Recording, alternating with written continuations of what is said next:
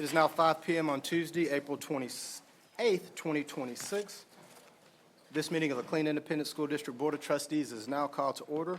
The following trustees are present and participating: Susan Jones, Vice President; Brenda Adams, Secretary; Marvin Rainwater, Board Member; Tina Capito, Board Member; Rodney Gilchrist, Board Member; and me, Brett Williams, President and Presiding Officer. Absent and not participating at the moment is Trustee Oliver Mintz, who has informed me that he is en route to the meeting. For the record, a quorum has been established and is present. A recording of this meeting is being made and will be available to the public at a later date. We're also streaming this meeting on our cable channel 17 and on the district's webpage. As a reminder, anyone wishing to speak at public forum must submit their sign-up sheet at this time. Okay. We have several people signed up. First, we have Rebecca Fay. Welcome.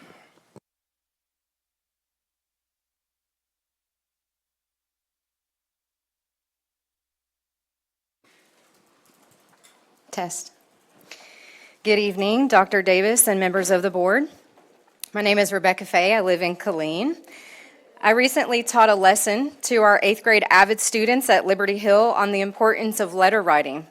We focused on author's purpose, tone, voice, and word choice. We discussed the think, write, read cycle and how public speaking makes an impact. So kids, I hope you're tuning in because I have a story to tell.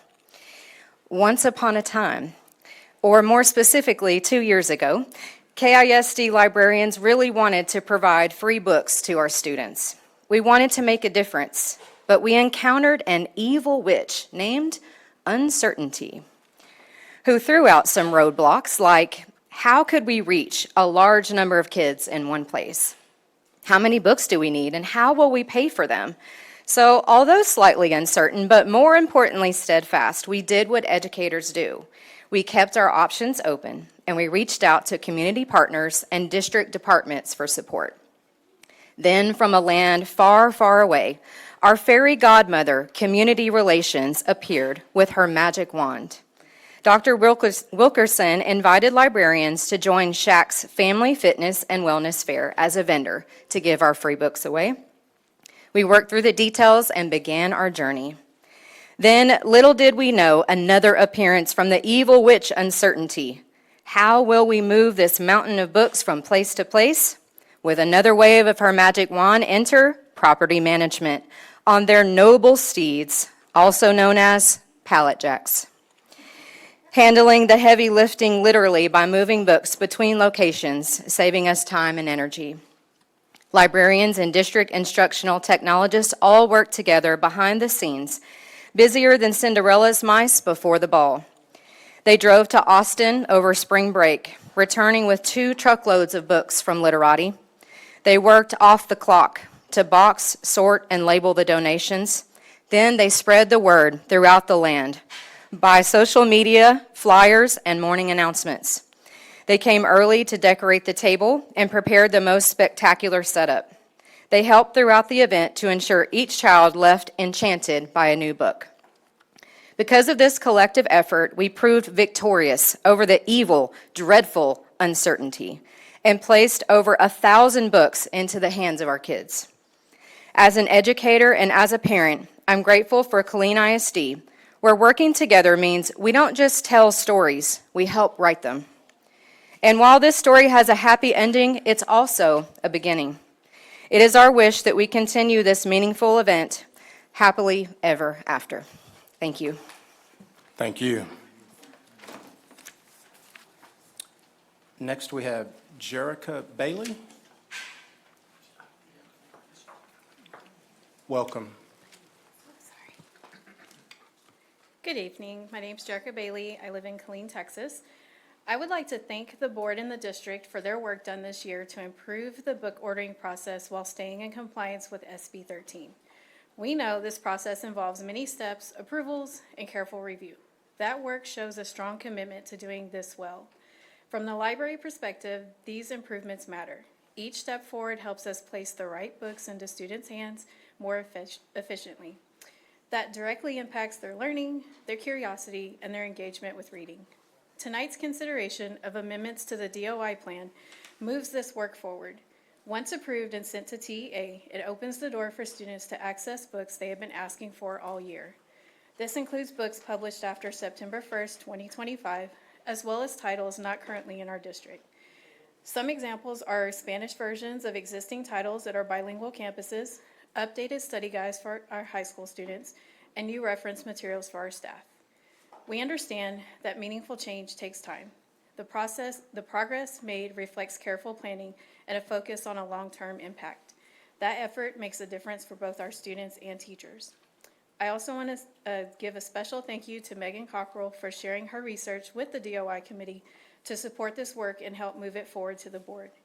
As we continue this process, we look forward to ongoing collaboration and clear communication so librarians can purchase new books for our students.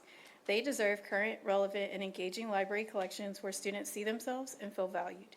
Thank you for supporting our libraries and, most importantly, our students. Thank you.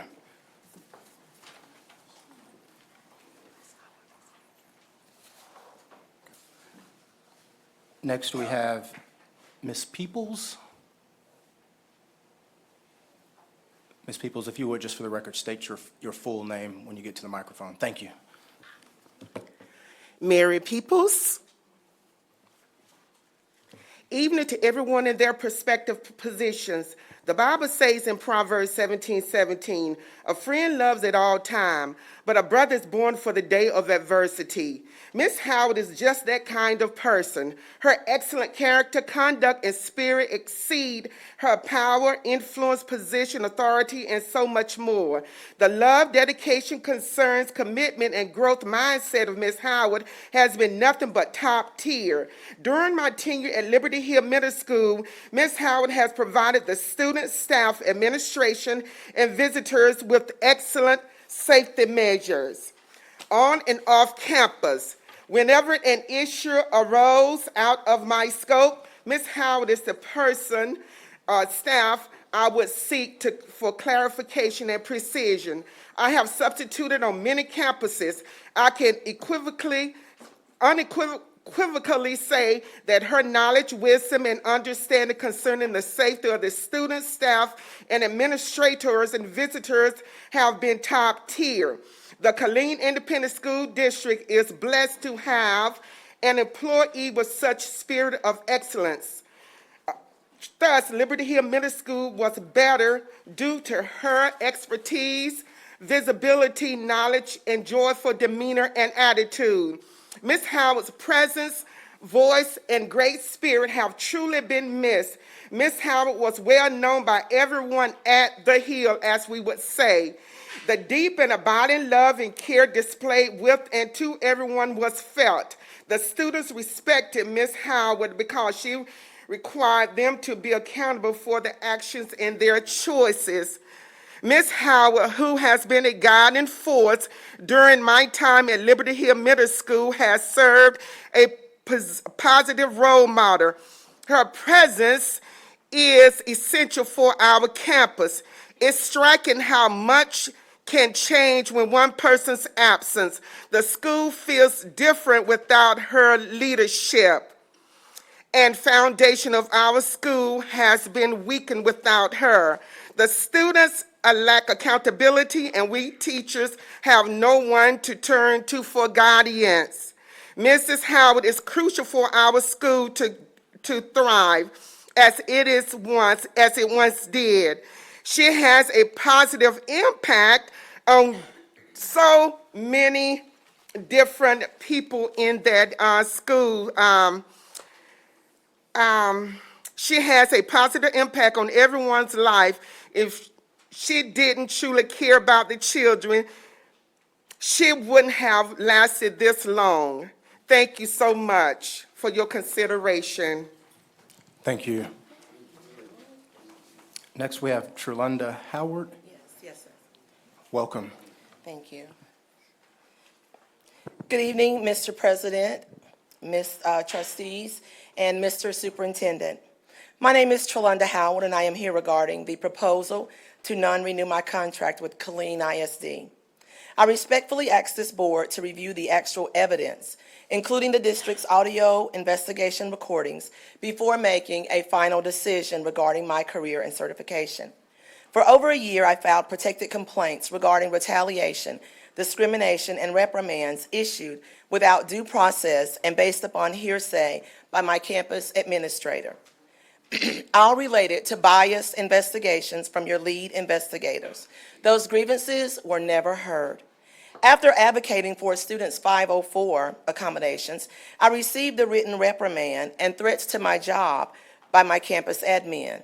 On January 10, I filed a complaint with the Office of Civil Rights, alleging retaliation for advocating an investigator bias. On February 9, I was placed on administrative leave for giving a student a short ride during severe weather on 2 to 3 occasions, something that had been common practice on my campus with admin and the staff. I was accused of violating policy with serious misconduct, and a report was sent to SBEC and TEA.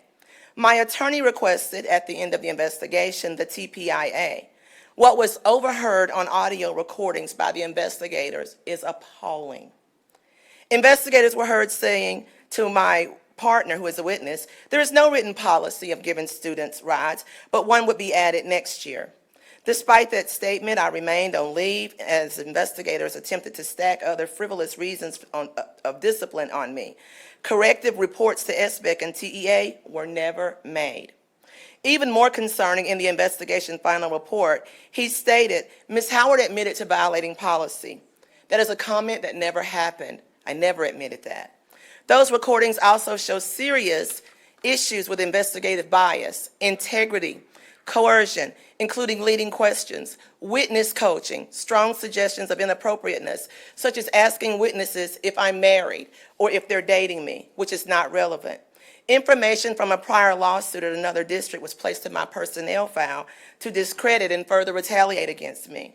In one instance on a call, the lead investigator asked the parent if her student had a cell phone. The parent stated no. The investigators heard saying, I almost wish he did. She would probably have his number and be texting him, so that would be good. He said that in spite of having any evidence of me ever inappropriately communicating with any other students. There was another instance where the parent stated an AP disciplined her student about a particular situation.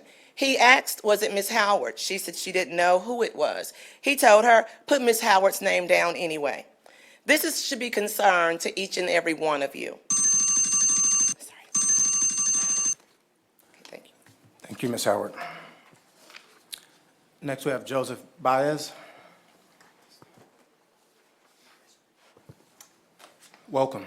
Thank you, sir.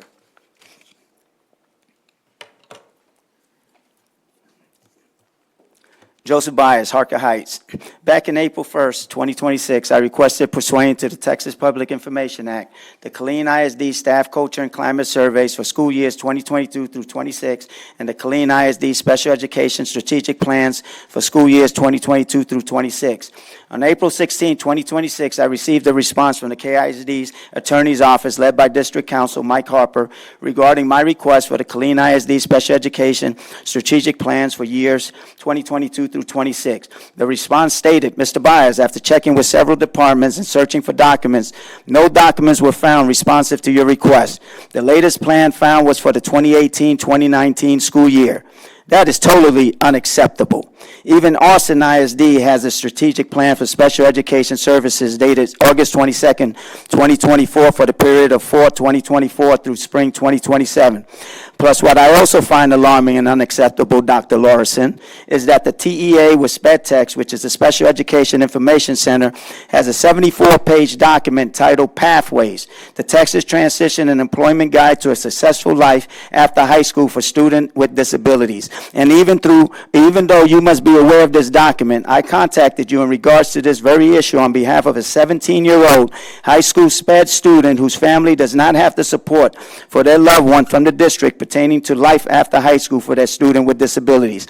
And your response to me was, thank you for sharing the concern on behalf of the parent, grandparent/guardian. We will reach out to her directly and work collaboratively to support the student throughout her educational journey. Dr. Lorison, what about support for Anastasia's life journey.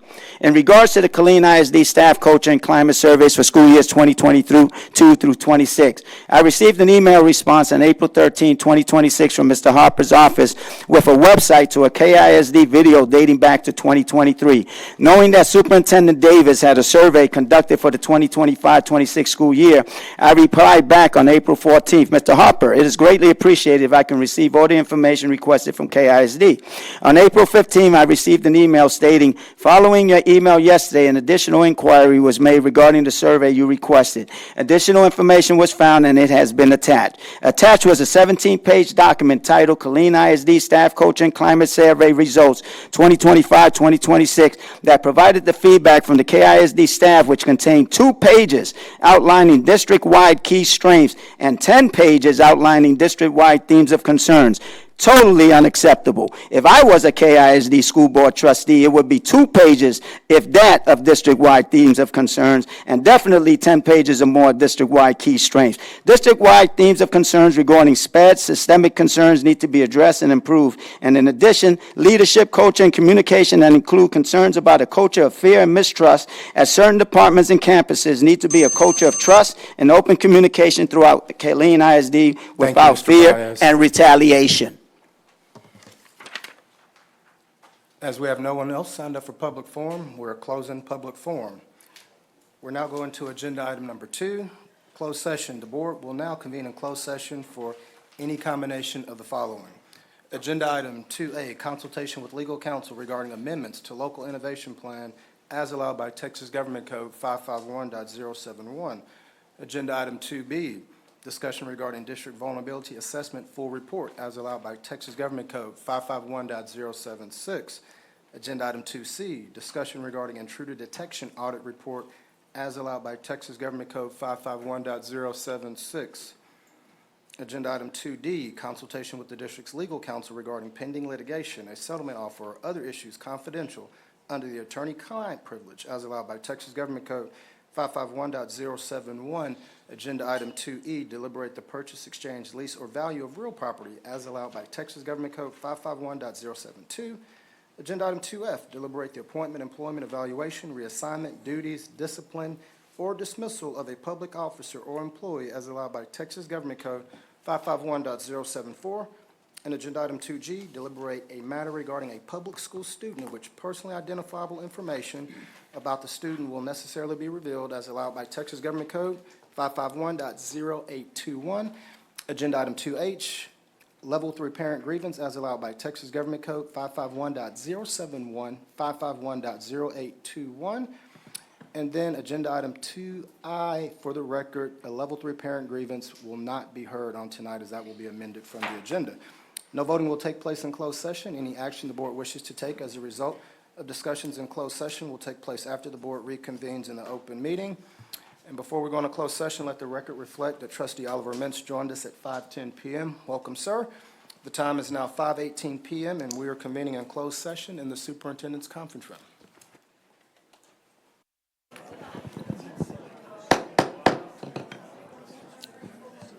The time is now 6:04 p.m., and we are reconvening from closed session. No action or voting took place in closed session. No action is needed. This meeting of the Killeen Independent School District Board of Trustees will resume in accordance with the posted agenda for today's meeting. We'd like to welcome Colonel McClellan, and we'd also like to welcome our school liaison officer, Christine Caparco, from our neighbor, Fort Hood. Welcome, welcome, welcome. Anyone who did not have an opportunity to speak during public forum at 5 p.m. and wishing to speak at the 6 p.m. session, please submit your sign-up sheet at this time.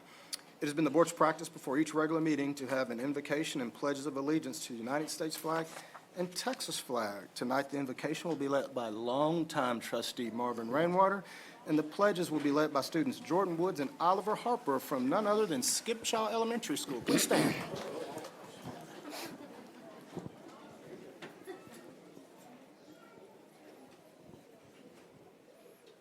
May we pray?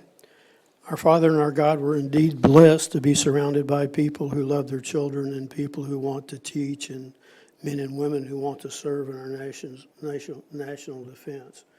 It's a great opportunity that we all have, Father, and we all ask for your blessing, for your guidance, And we ask, Father, that you give us the strength to carry on and work through a very complicated and sometimes difficult situation.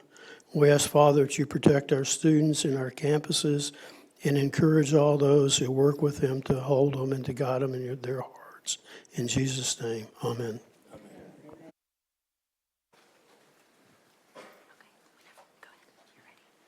I pledge allegiance to the flag of the United States of America and to the republic for which it stands, one nation, under God, indivisible, with liberty and justice for all.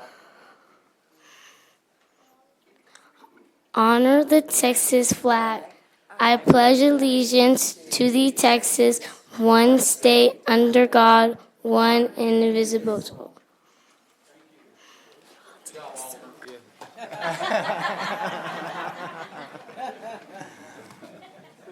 Awesome. A recording of this meeting is being made and will be available to the public at a later date. We're also streaming this meeting on our cable channel 17 and on the district's webpage. Agenda item number 3, recognition of employees with 35, 40, and 45 years of service within Killeen Independent School District. Ms. Rudolph. She's coming.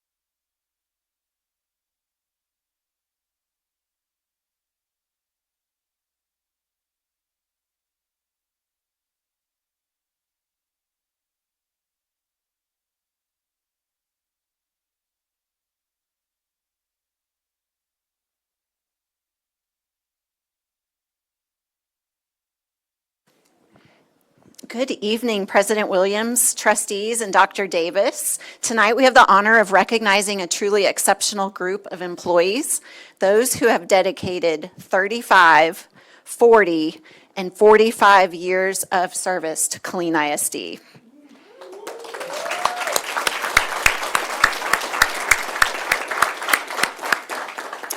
That kind of commitment goes far beyond time. It represents decades of showing up for students, supporting colleagues, and helping shape the foundation of this district.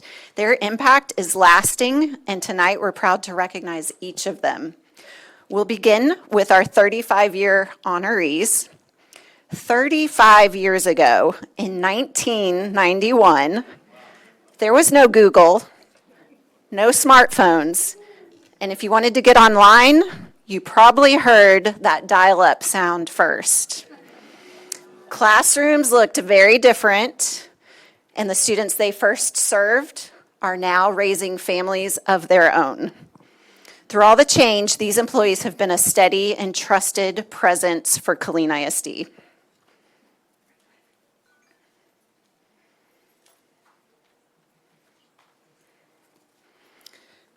Deborah Barkley, 35 years.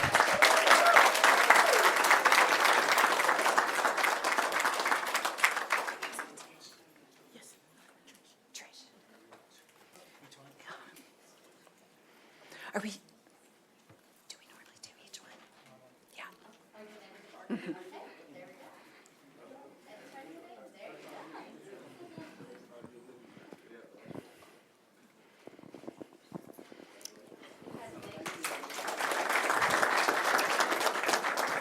Trish Brown, 35 years.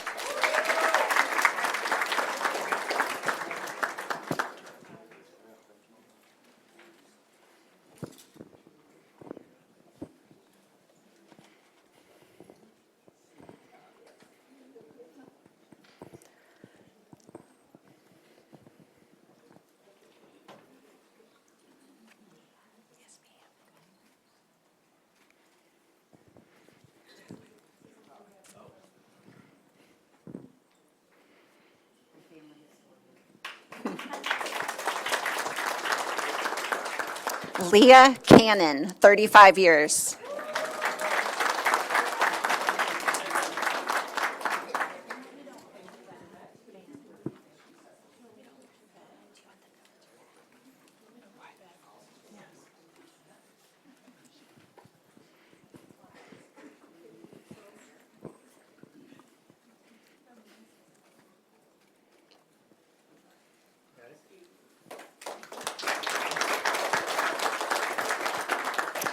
Ann Fitzgerald, 35 years.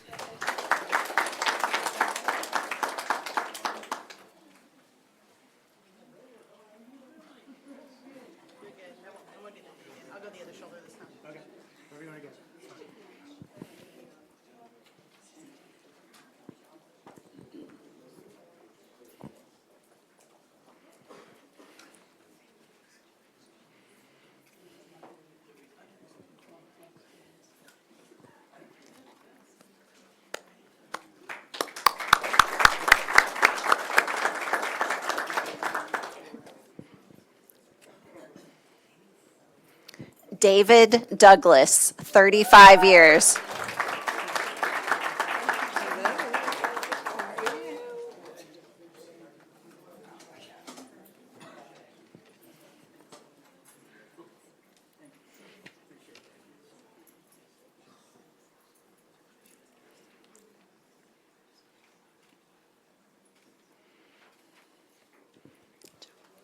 Congrats. Michelle Gerard, 35 years.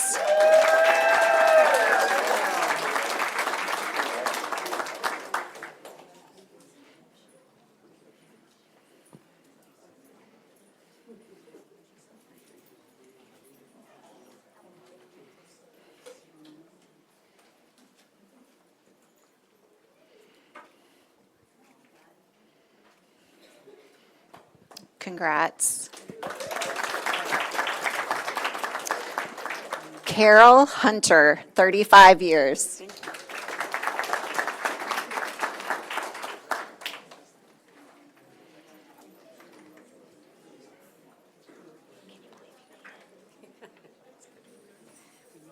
Your kids were tiny when they came in.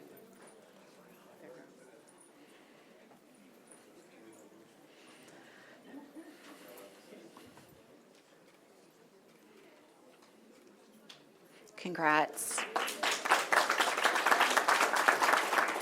Patricia Journey, 35 years.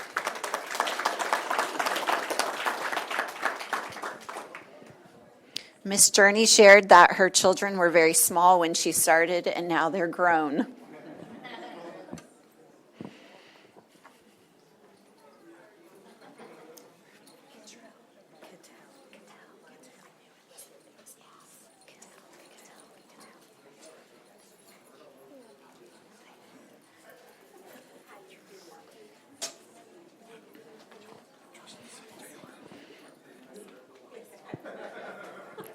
Congratulations. Jana Cattell, 35 years.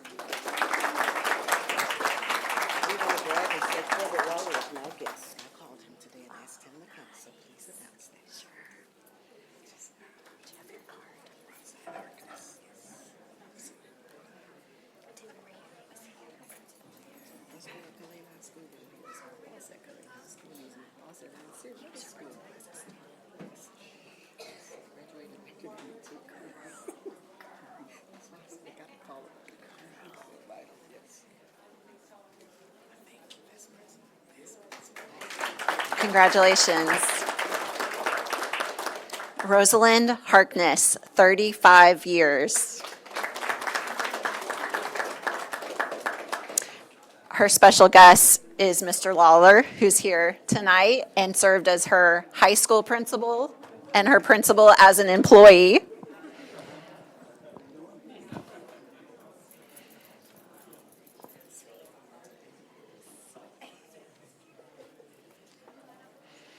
I won't say when she graduated.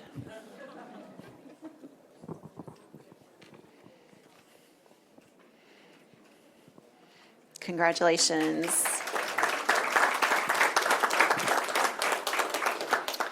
Tiffany Miller, 35 years.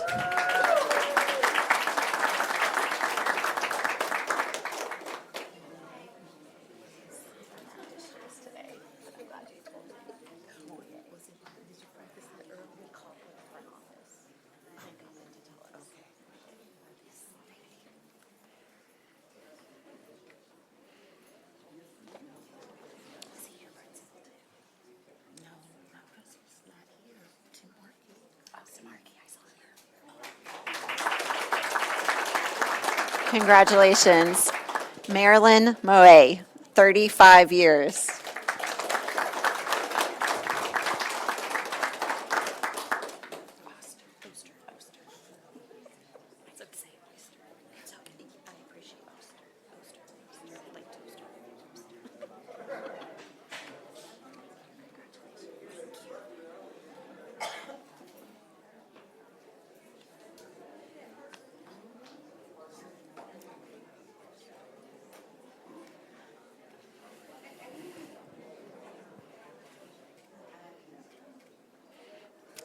Congratulations. Mandy Oster, 35 years.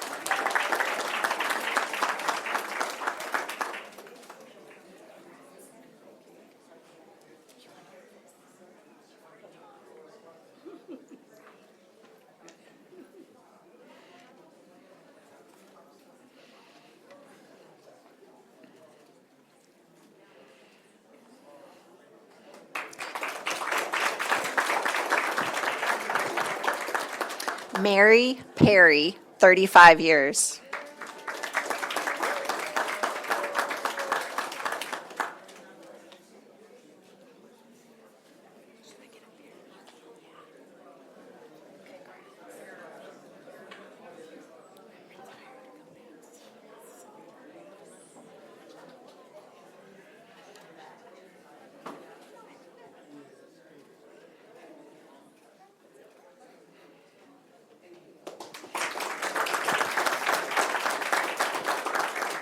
Elizabeth Robinson, 35 years.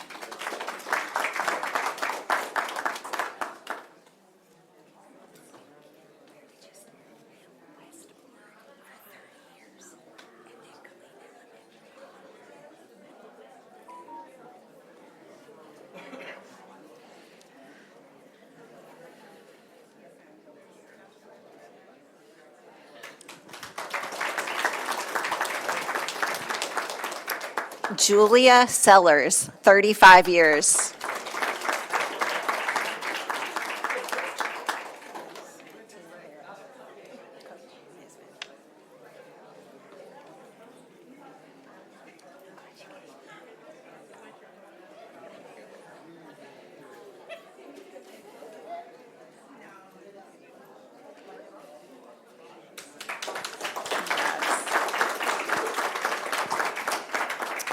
Coach Tina Vera, 35 years.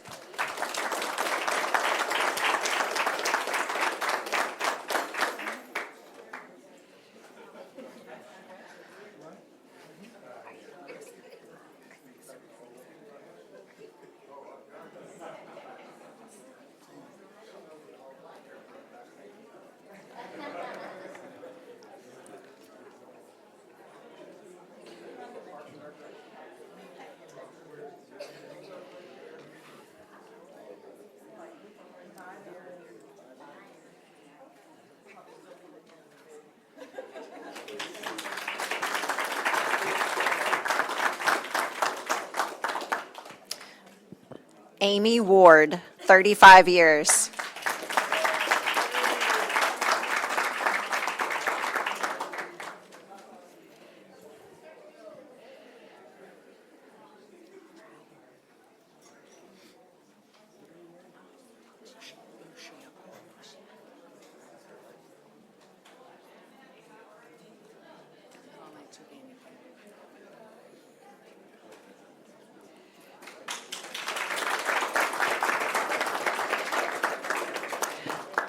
Next, we recognize our 40-year honorees. 40 years ago takes us back to 1986. Personal computers were just starting to show up, but most records were still kept on paper. And if you made a mistake, there was no undo button.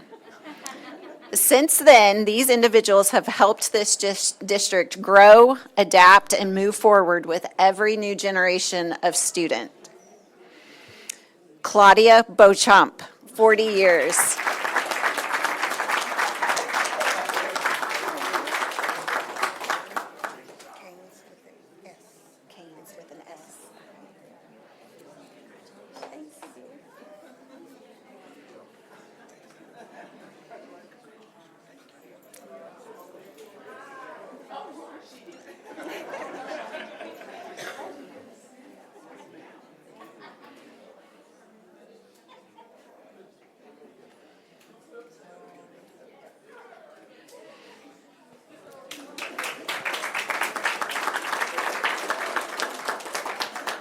Linda Keynes, 40 years.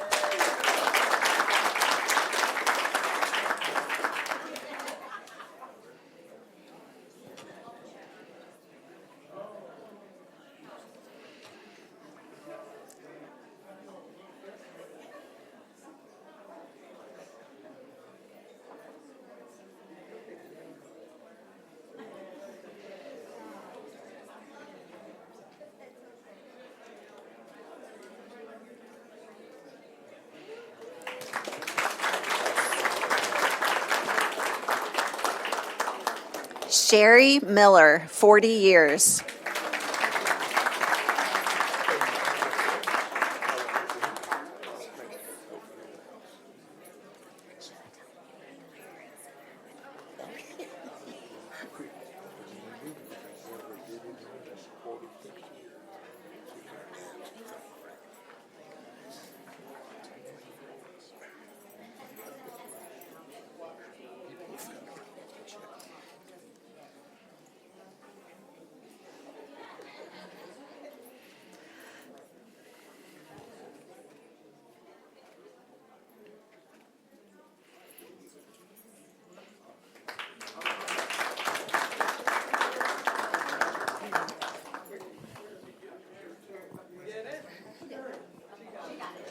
Okay.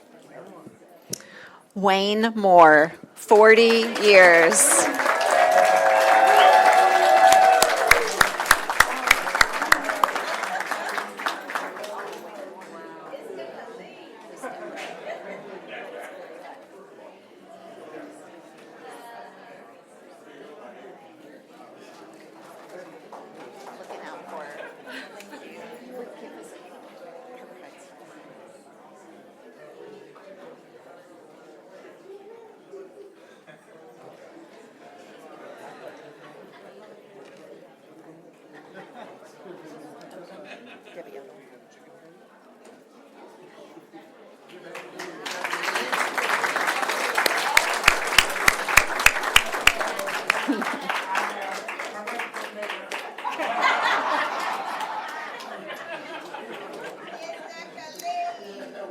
Deborah Odom, 40 years.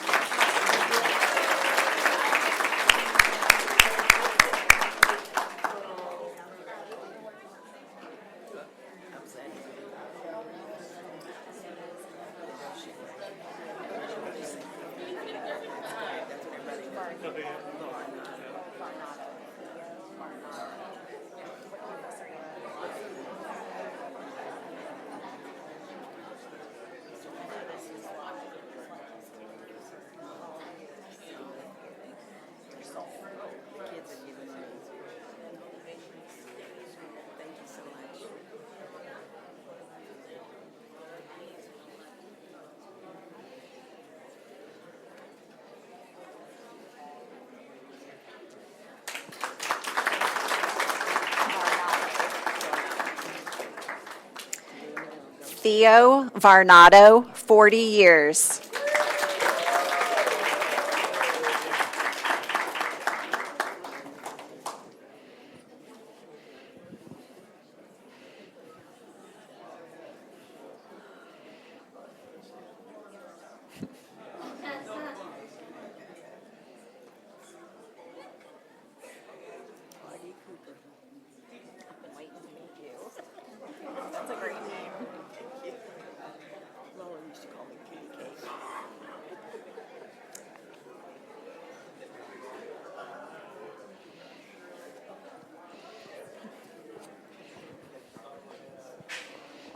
When I told Miss Theo, thank you for all these years of service, she said, the kids have given back to me.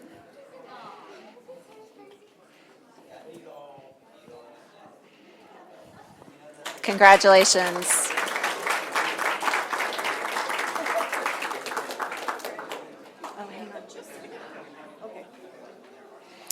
And finally, our 45-year honorees.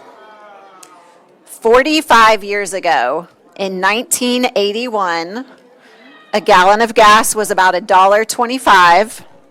Music came on cassette tapes, and technology in the classroom meant something very different than it does today. Through every change since then, these employees have remained committed to serving students in this community year after year. Dorothy Party Cooper, 45 years.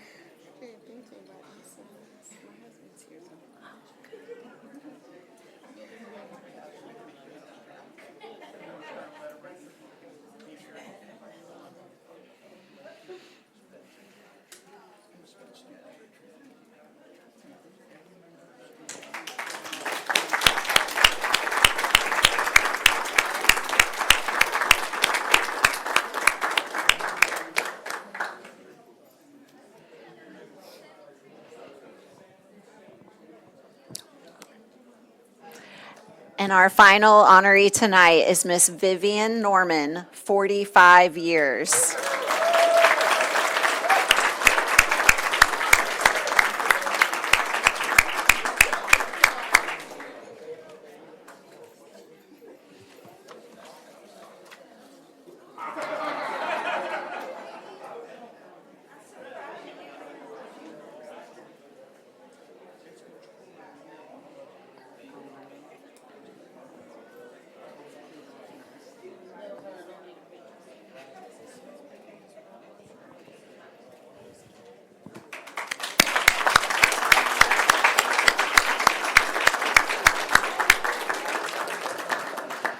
Trustees, Dr. Davis, thank you for giving us this time tonight, allowing us to honor these amazing employees.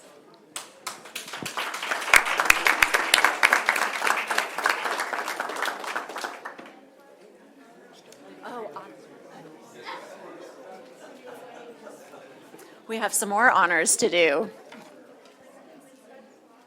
Tonight, we're excited to also recognize some of our students and staff who have represented Killeen ISD with excellence. Thank you for being here to celebrate them tonight. And as a quick reminder, before we begin, official photos from tonight taken by Todd Martin will be available on our website after the meeting at www.killeenisd.org/photos. So tonight, we begin by recognizing a group of students whose growth and determination reflects the opportunities available across Killeen ISD. Students from our 18-plus transition program, under the direction of Jacqueline Bellard-Moten, Director of Transition Services, and led by teacher Devin Zimmerman, recently represented Killeen ISD at the Work-Based Learning Vendor event during the Texas A&M Transition Conference in San Marcos.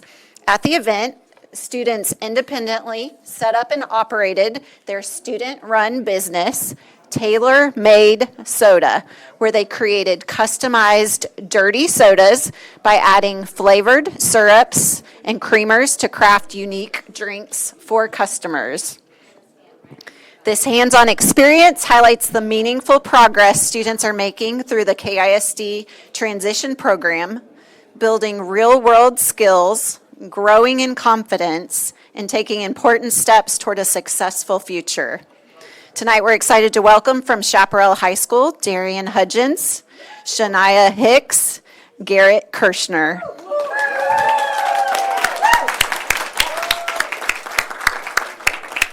Congratulations to these 18-plus transition program students on an outstanding accomplishment. And y'all hang tight for a second, we've got lots of photos. All right, let's give them another round of applause.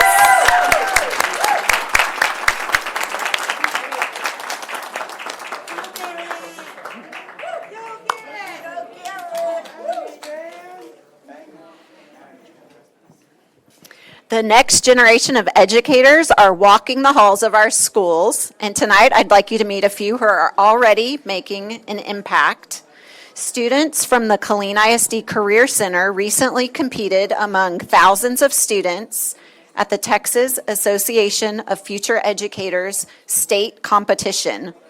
4 KISD students qualified for nationals after receiving exceptional scores on their projects and presentations. Eliza Ramirez, Alana Bush qualified for nationals in the Teacher Created Materials event, while Yanali Calvilla and Madeline Harvey earned national qualifications in the Service Project category. Through these competitions, our students demonstrated outstanding preparation, creativity, and professional presentation skills. They were guided by Career Center Taffy advisor, Tina Tamplin. Congratulations, ladies.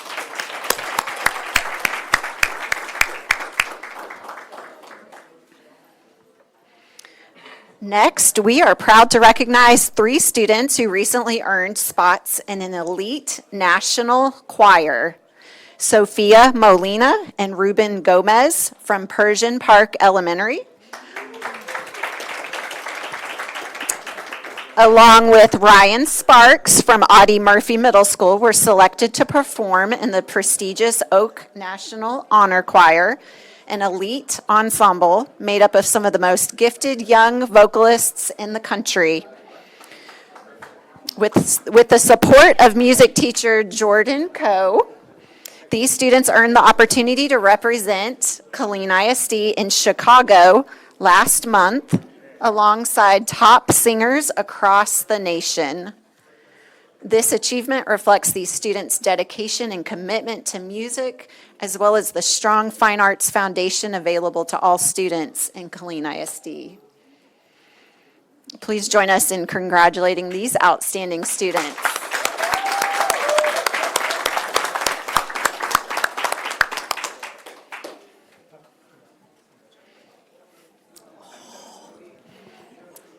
And next, we are proud to recognize a student whose creativity and talent have earned statewide recognition. In March, Finn Brantley of Chaparral High School was selected to showcase artwork in the Texas Art Education Association's Youth Art Month Spring Exhibition. It was held at the Bullock Texas State History Museum in Austin. Finn's piece, Chrono, was chosen from among student works across Texas to be featured in this prestigious exhibition. This recognition highlights the level of artistic excellence in Killeen ISD and the opportunities that allow our students to express their creativity, grow their skills, and share their work on a larger stage. Please join us in congratulating Finn on this outstanding achievement.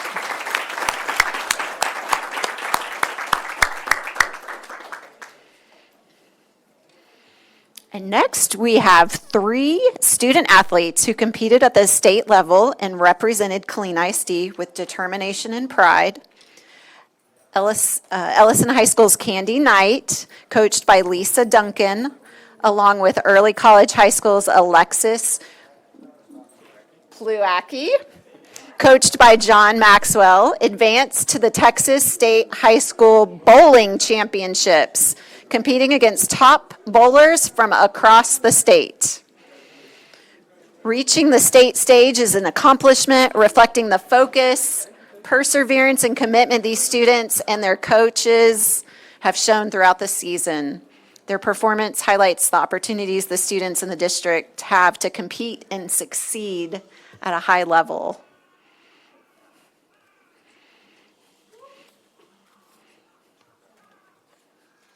Congratulations to these student athletes.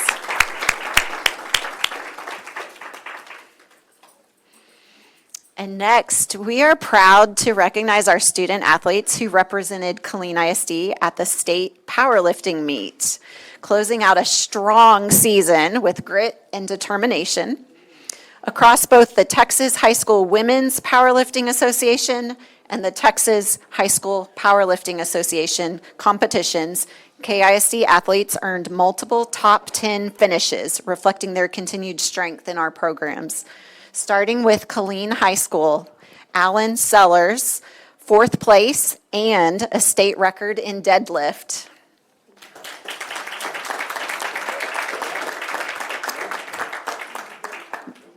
Melina Price, 5th place.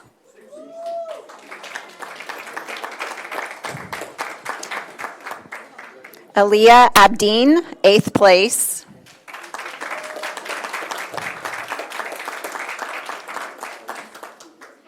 Precious Ta'ali Aliyah,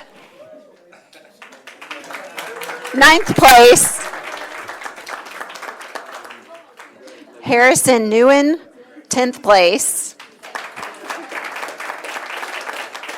And I think also here tonight we have coaches John Matthews and Janetta Preston.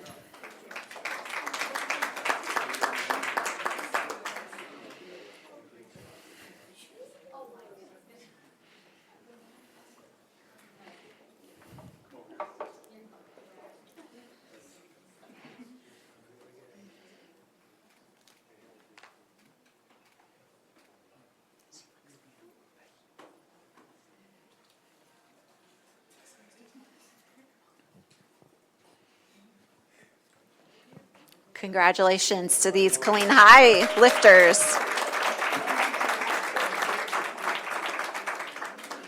From Chaparral High School, we have Avery Wiltzius, 3rd place, and Coach Cleon Tollerson and Sarah Neal. Coach, thanks for coming. Appreciate it.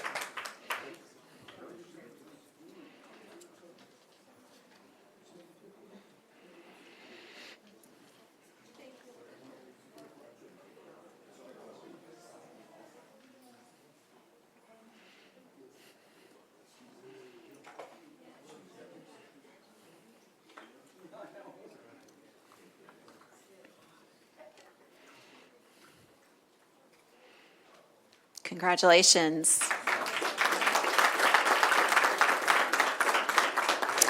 And from Shoemaker High School, we have Alyssa Dell, 10th place, Willie Thomas, 10th place, and coaches Roy Locks and Robert Kitchen.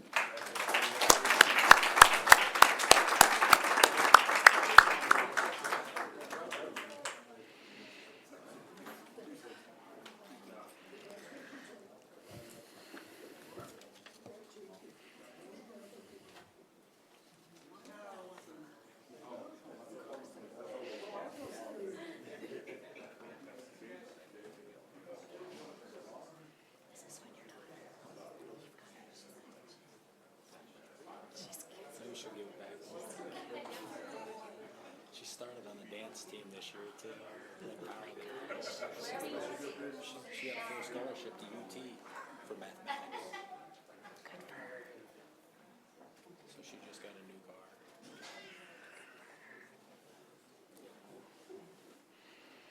We're proud to celebrate these students and their coaches.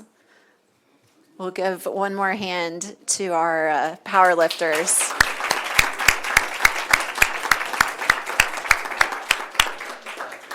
Okay, we have some more fun. We're proud to recognize that March is School Library Month, and we celebrate the roles our school librarians play across Killeen ISD. Our libraries are warm, inviting places that help spark curiosity and create opportunities for students to grow and succeed. With us tonight is Kimberly McClish, our district instructional technologist for secondary, and a few of our amazing librarians from across the district, Rayanne Palm, Rebecca Fay, Megan Cockrell, and Jerica Bailey.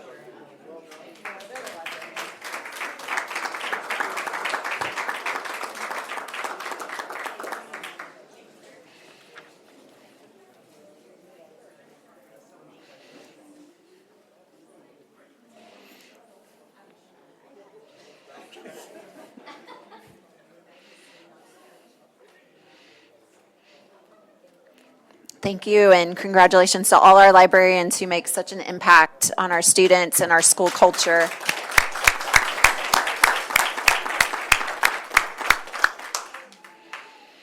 And finally, to conclude tonight's honors and recognitions, we're proud to recognize April as Month of the Military Child and honor the strength and resilience of our military-connected students and families across Killeen ISD. KISD proudly serves more than 24,000 military-connected students across Killeen, Harker Heights, Nolanville, and Fort Hood, with 32 Purple Star campuses leading the way in bolstering support for military-connected students and families. These campuses actively address the unique needs of our military families through dedicated resources, strong partnerships, and intentional programs that support students through every transition. This year, Killeen ISD was also honored to receive the Pete Taylor Partnership of Excellence Award, recognizing the impact of local collaboration in supporting military-connected students. With us tonight, on behalf of our military-connected students, is Dr. Anjanette Wilkerson, joined by Christine Caparco. I'm so sorry. Caparco, I'm so sorry. School Liaison Officer at Fort Hood. And we also have Laura Caton with the Military Child Education Coalition.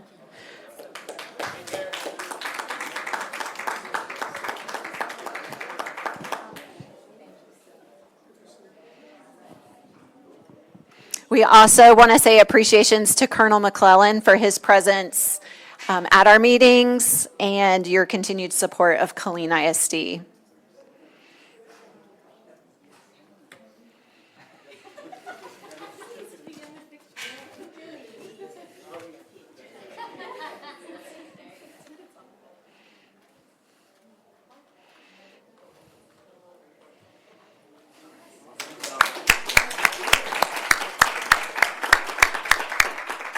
Thank you all so much. This concludes honors and recognitions.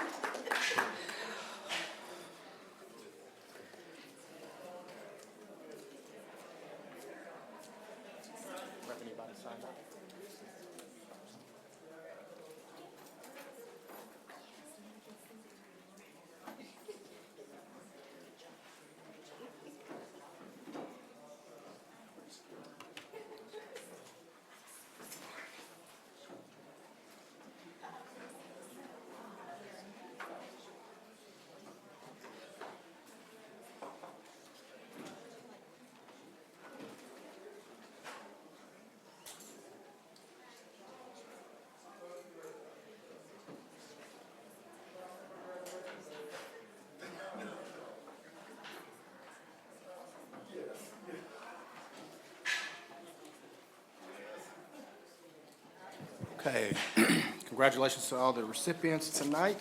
We'll now move to Agenda item number 5, public forum, which is a continuation of the 5 p.m. public forum. Mr. Harper and Ms. Weaver have informed me that we have no one signed up to speak at public forum.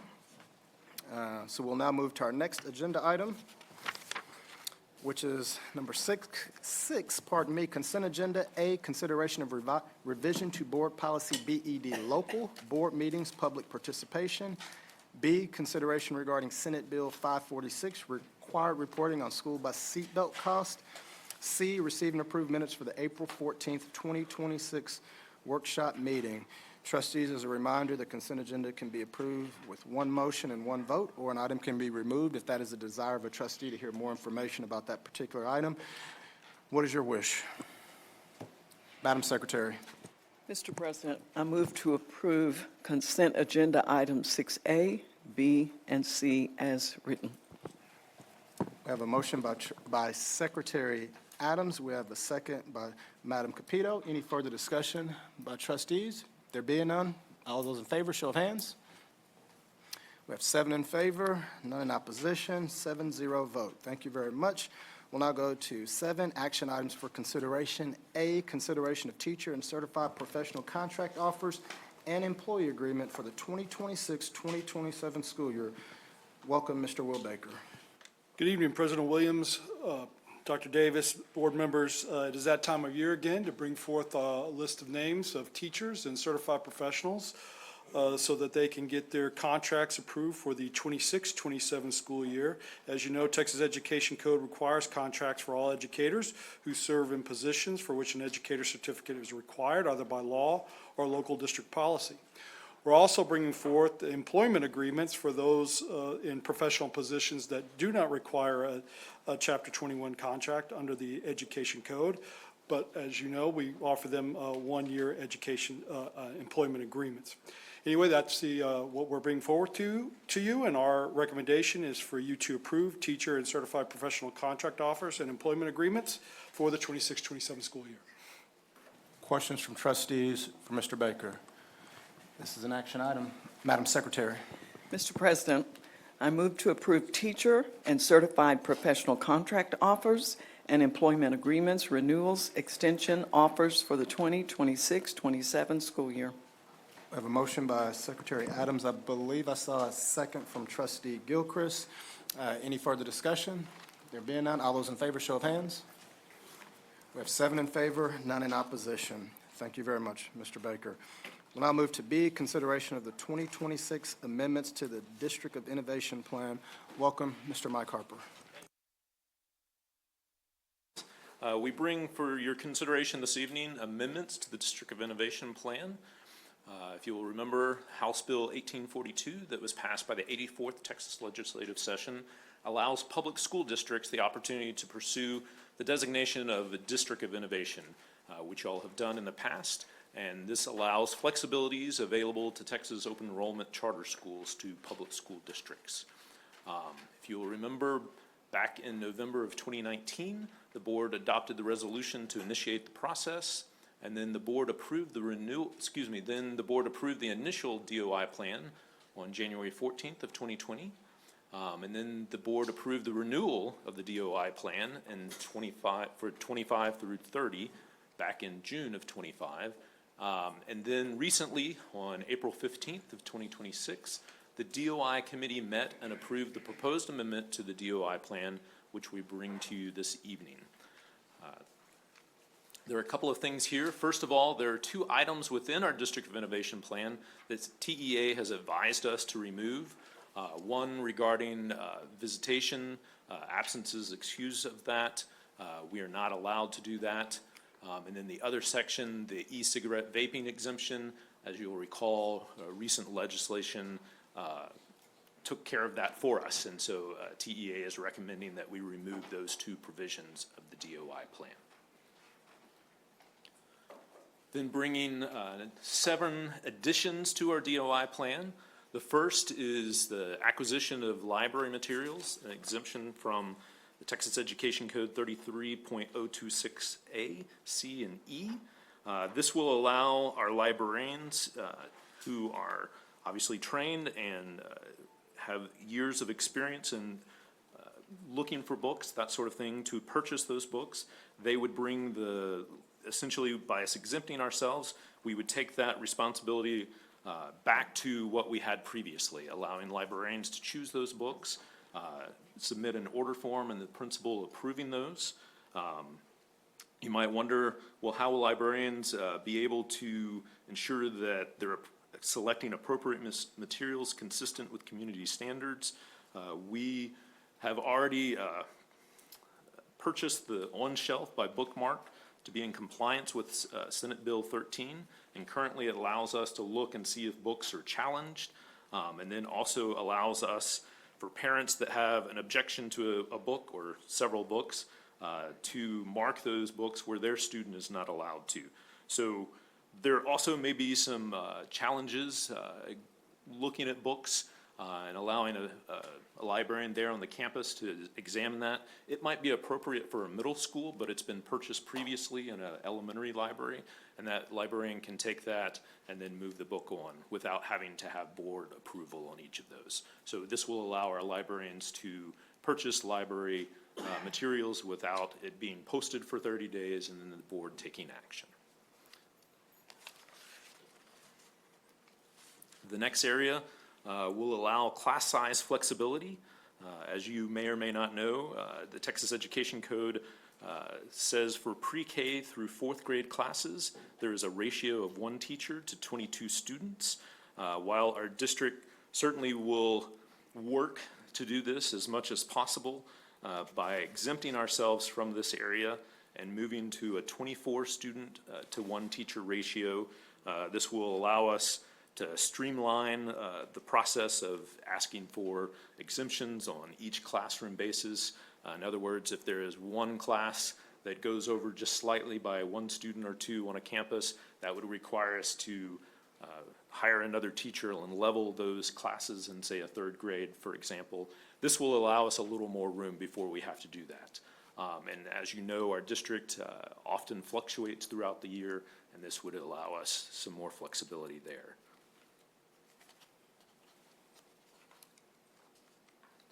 The next area is exempting ourselves from the grievance procedure timelines that were new laws under Texas Education Code 26A, .001 through 26A.004.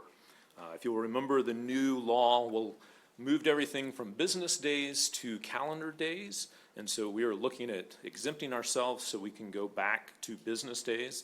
This will allow us not to have deadlines during our breaks, which we have already seen just this year. Say, for example, right before the winter holiday, if somebody filed a grievance on that Friday just before, if you don't get the parent who's filed the grievance to agree, then we're up against a hard deadline during that winter holiday. And so we're moving back to essentially business days that we were before. But we did want to honor the more leniency that was allowed by the law. The law had 60 to 90 calendar days based on different matters. We're trying to simplify that a little bit, do it all on business days, and so it would be 35 business days from when the grievant knew or should have known to file the grievance. So just kind of streamlining that, making it a little more simpler for our administrators and principals to go through the process. I'm trying to go through these fairly quickly, but also kind of looking for questions. If there are any, please let me know. The next one is the challenge or appeal regarding library materials. Current law under Texas Education Code 33.027 would require the Board of Trustees to act on each of this. And so this is essentially allowing us to go back prior. We had reconsideration committees that were appointed by the campus principal that was made up of the librarian and at least one member of the instructional staff who is familiar with the material's content, and then also allows other members of the committee, which could include district level staff, secondary level students if it's a high school per se, parents or guardians, and other appropriate individuals that the campus sees fit. And certainly if the parent was not pleased with the response, the parent would still be able to go before the board through the grievance process after the campus committee met. And this allows that the local high school or the local campus, elementary or middle school, to look at these first before it comes to the board and make some decisions that could then be brought to the board to determine if the parent was still not pleased. And again, we do have the library, the access through on shelf that allows parents to opt out of any book that they do not want their children to have access to.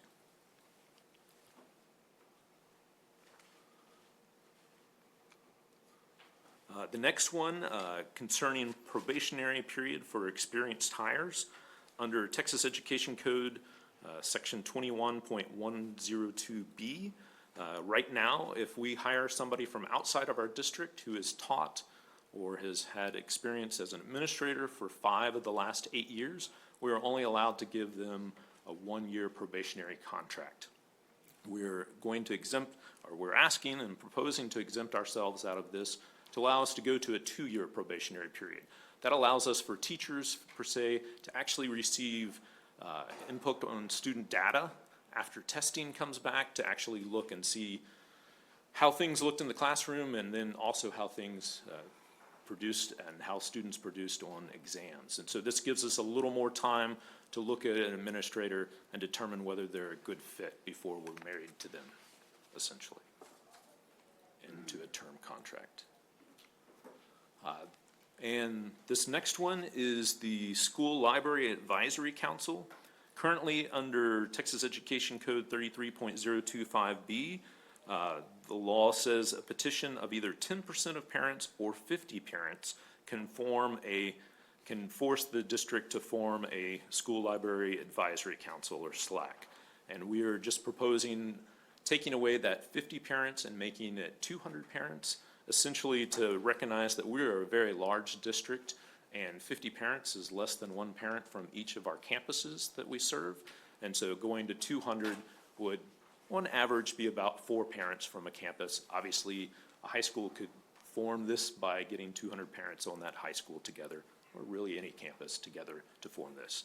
But that just kind of moves that a little bit from 50 parents, being that we're such a large district, to 200 parents to form a School Library Advisory Council.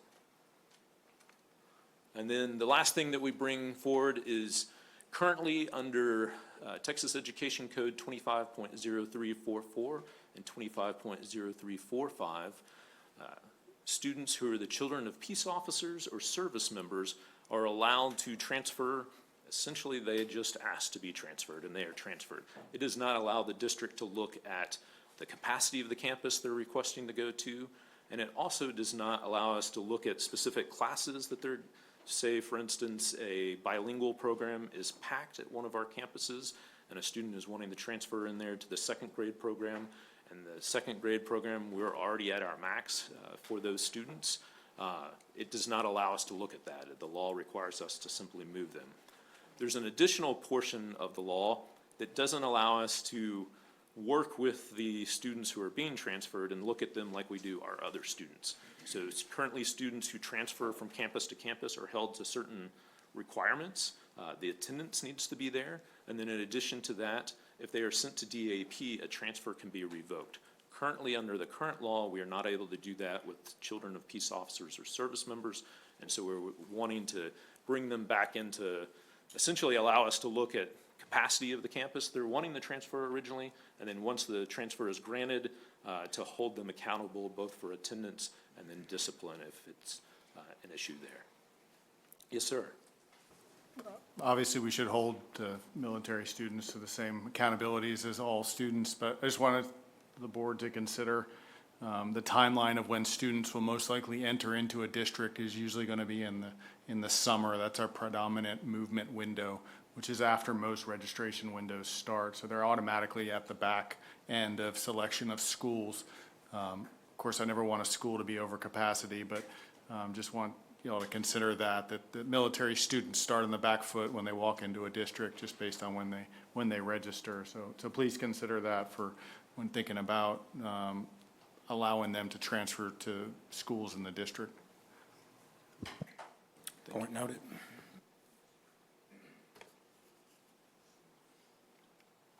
That is the last of the proposals. So there are 2 items that we are requesting removal from the DOI plan, and then 7 items we're requesting to be added. Again, the DOI committee met and with a majority vote approved these. And so now the administrative recommendation is that we request that this be approved, the proposed amendments to the District of Innovation Plan as presented. Certainly open to more questions. Questions from trustees?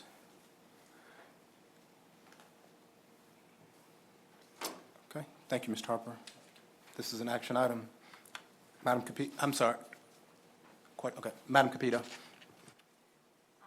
to approve the proposed amendments to the District of Innovation Plan as presented. Motion by Madam Capito. We have a second by Trustee Gilchrist. Any further discussion by trustees? Trustee Rainwater. Could we amend the policy to reference what Colonel McClellan asked, or in some way that our military kids coming in are not always placed at the end of the line where they can get some of the courses they requested? Can we get that in a written policy? I would ask Dr. Davis, and he may defer to the appropriate staff, about how we would have, I'm going to let Dr. Davis go ahead and speak to it first. Yeah, I'm gonna do it. Yes, sir. So all the policy will do is allow us to have a little bit of flexibility. We're not gonna push the military soldiers to the end of the line. It just gives us the flexibility. So as they come in, we will still assess their transfers as they come in, but it gives us the flexibility with the law to, if there are discipline issues or if the school is significantly over capacity, it does give us some flexibility there to manage the solution, obviously being cognizant of the responsiveness to our installation partners. So it's not going to force them to the back of the line, but it gives us some flexibility to deal with some other issues. I was thinking, Scott, about a military child that comes in and let's say AP Calculus is full. So he's not going to get in the class if it's 32 or 33 kids. So can we have a policy that somehow gets that kid into that class without treating him differently because he's a transfer in as a military student? Well, yes, no, that would be a different policy. That's talking about class schedule versus enrollment into the school. Okay. So we're talking purely about enrollment into a specific school that would still offer that class. That's a different, this exemption doesn't cover that scenario. Could we address that at a later date? I'm going to ask board counsel, I know when she's in a position where she wants to say something. Joy Moore, please come forward.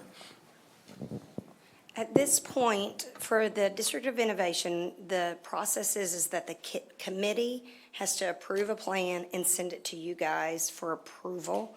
So you can either vote it up or vote it down.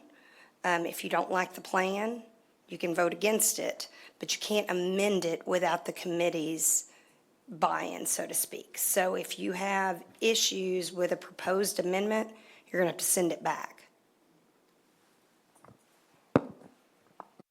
Trustee Mintz.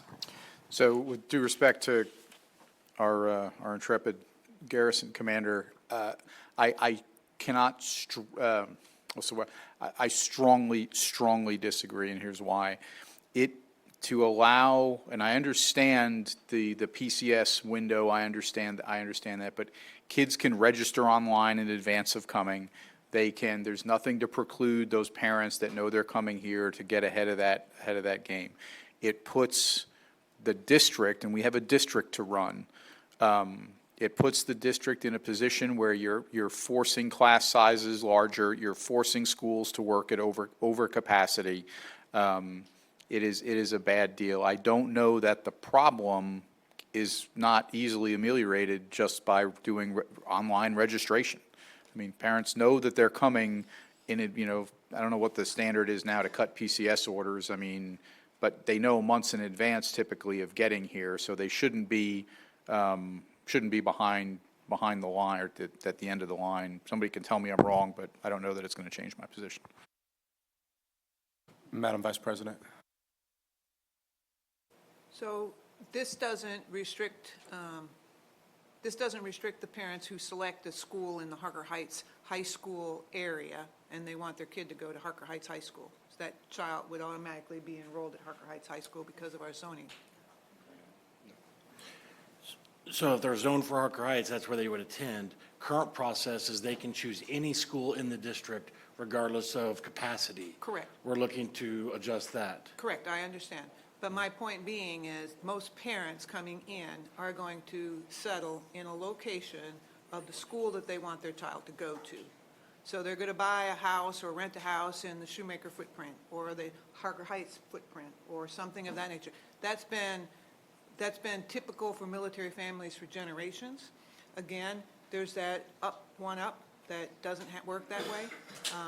But most of the times, I think our military kids are covered by that.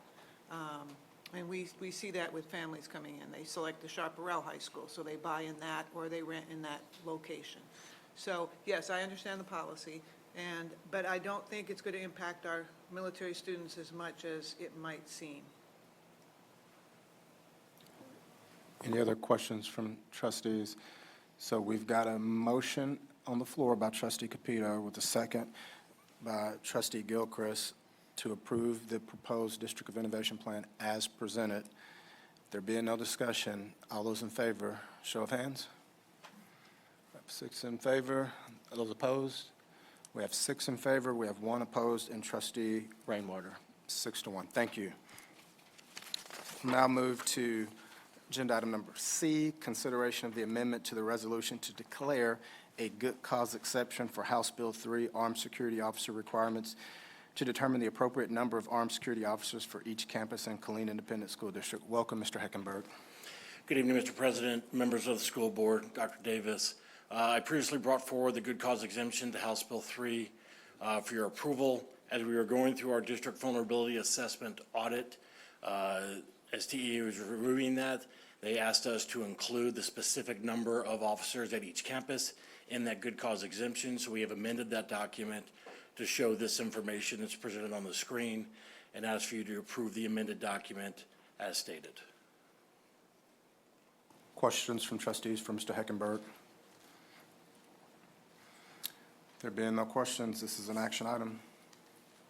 Trustee Gilchrist. Mr. President, I move that we approve the amended resolutions to declare the good cause exemption for the House Bill 3 Armed Security Officer Requirements to determine the appropriate numbers of armed security officers for each campus in KISD. We have a motion by trustee Gilchrist. We have a second by Secretary Adams. Any further discussion by trustees? There being none, all those in favor, show of hands. We have 7 in favor, none in opposition. Thank you, Mr. Heckenberg. Thank you, sir. We'll now jump from C down to agenda item E, which is a consideration of the adoption and pilot of Bluebonnet high-quality instructional materials. Welcome, Dr. Jolinet Creighton.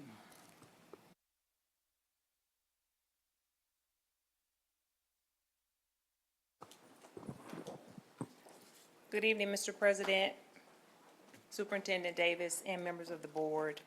I'm here tonight to discuss the consideration and adoption of the pilot of Bluebonnet high-quality instructional materials.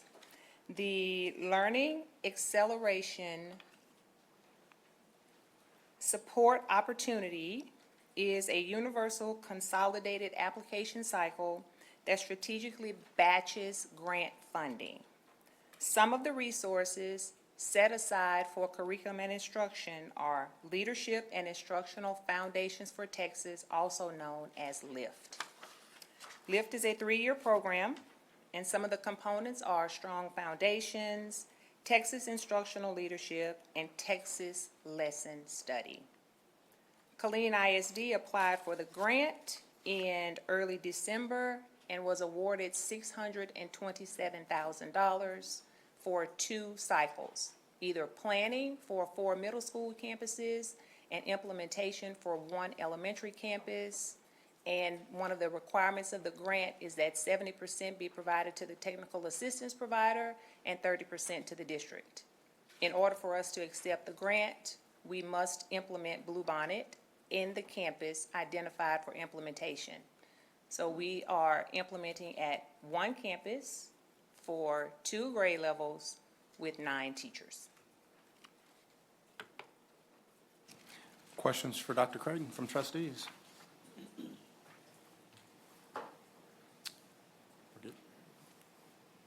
Being no questions, this is an action item. Trustee Gilchrist. Mr. President, I move to approve the adoption and the pilot of the Bluebonnet Math high-quality instructional material as presented. We have a motion by trustee Gilchrist. We have a second by Secretary Adams. Any further discussion by trustees? There being none, all those in favor show of hands. We have 7 in favor, none in opposition. Thank you, Dr. Creighton. We'll now go to agenda item F, which is a consideration of the recommendation for the adoption of high school math and high school science instructional materials. Welcome, Dagmar Harris. Welcome, welcome.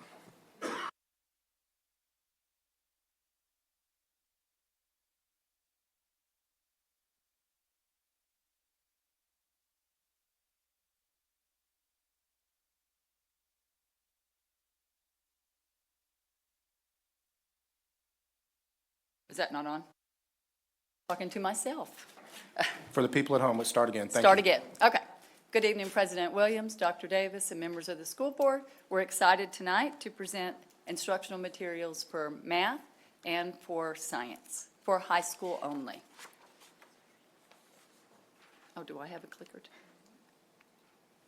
Okay, for the 26-27 school year, our contract with Springboard has ended. We've been with Springboard 10-plus years, started in 2015-2016 school year. But that program is being phased out. It's by College Board. College Board is no longer supporting it. They're allowing campuses to use it as long as they want to use the materials, but they're not updating anything or providing things that are new. So, and it's also not on our EMRA list of instructional materials, which we will talk about. That's the instructional material resource allotment, and we will talk about that a little bit more. And so a new resource is needed to ensure alignment on our TEKS assessments and consistency across all campuses in KISD, all our high school campuses. So in preparation, as you can see the timeline, we started in February 11th of 2026, and we identified 4 products that were approved on the instructional material resource allotment by TEA. And they have the highest standards. Not all things are yet improved on that. Some are just State Board of Education approved, but we are slowly, TEA is slowly moving through approving all instructional materials that way. But right now math is, so we had 4 identified. We distributed those materials to all the high school campuses so they were able to look at them. And they had them either digitally, both digitally and in print. A couple of our resources only had digitally, but they were able to look at all of the resources. So that went to their lead teachers, who then worked with teachers in PLCs. So then we narrowed down 4 vendors presented in Teams meetings, and then teachers were able to review the materials through a common rubric that we provided. Departments then analyzed on February 27th and 28th and provided a rubric back to us that showed their votes. Every campus was allowed 2 votes for campuses, and from those 2 votes, our top 2 vendors were chosen based on the rubric data. So then on March of 26, finalists, the 2 finalists came and presented to the campuses, and then campus representatives submitted their final recommendations. Of the recommendations, Savas was 92% of the representatives chose that in the final round.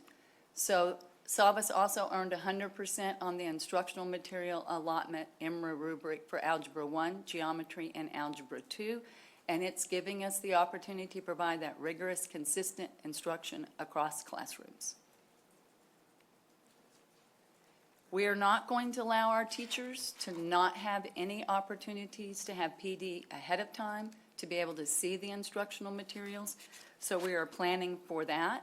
We would have liked to have done that on May 29th, the teacher workday, just to give everybody a preview while we were still in school and not need subs, but that's 3 graduations for us. So that would take a lot of the high school teachers off the opportunity to see. So we are planning an after-school preview for an hour, hour and a half, maybe recording that. We're going to try to find a way so that everybody can get that preview. And we're inviting teachers to that. Then we're going to do vendor training during the teacher workdays. And we're going to focus on platform use, lesson design, and daily implementation. We have what we call job-alike days, where all of the teachers come and they will have an opportunity to learn more. But we're going to offer them some opportunities in the spring, one at least, and then in the summer when they have some PD choices.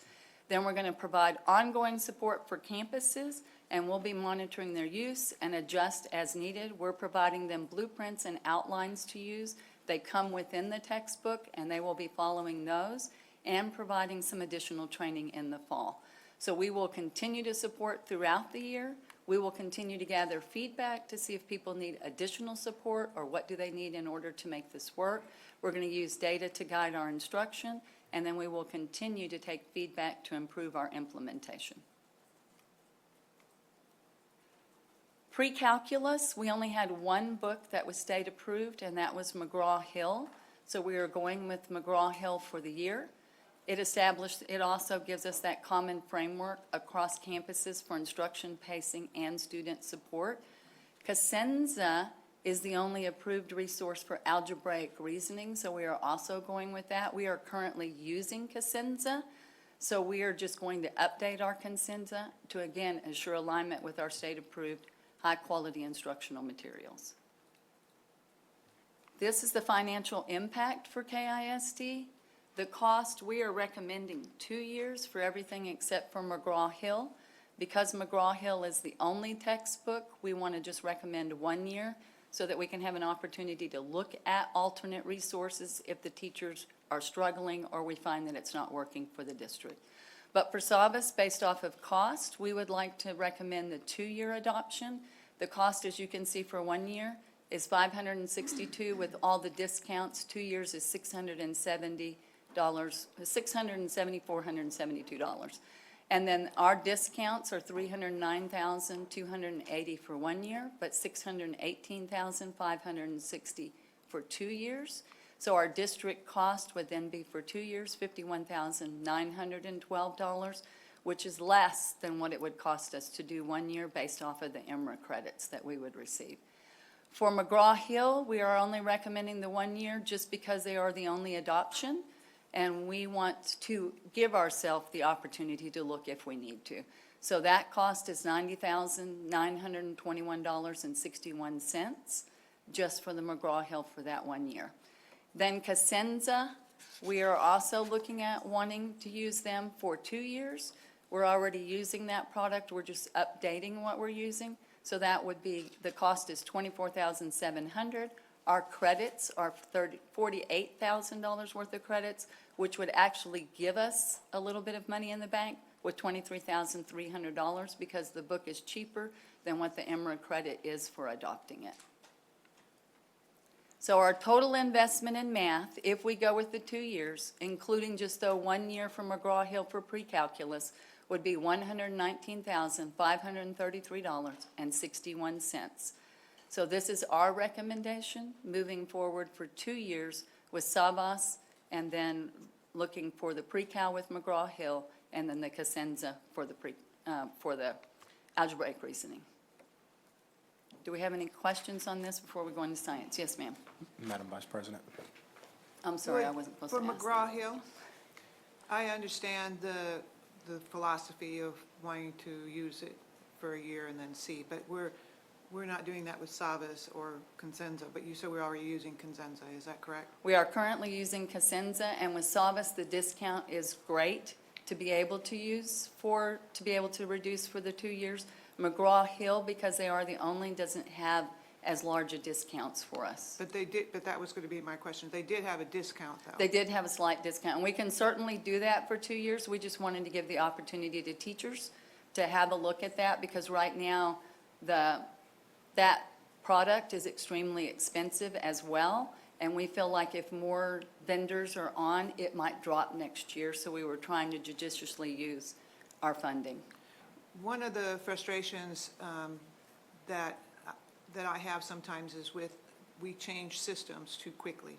We change Absolutely. one year we're teaching it this way, the next year, and then we're doing another program, and it's constant, so it's difficult for our staff, I think, in a sense. And so personally, I'd like to see some consistency in our programs going forward so that we have that continuity from year to year, and for our staff as well as for our students, because our students benefit from our staff's continuity. Absolutely. So having just 1 year there, it breaks up that possibility of continuity. Certainly, and we can ask for 2 years. We can also next year just extend for another year. We just wanted to, because it was the only option. Sometimes when you lock yourself in, and if the pre-calculus teachers had any concerns with it, or if the price dropped, then we'd be locked in at the higher price. But we can certainly share with you all what the price would be for 2 years for that. Absolutely. Madam Secretary.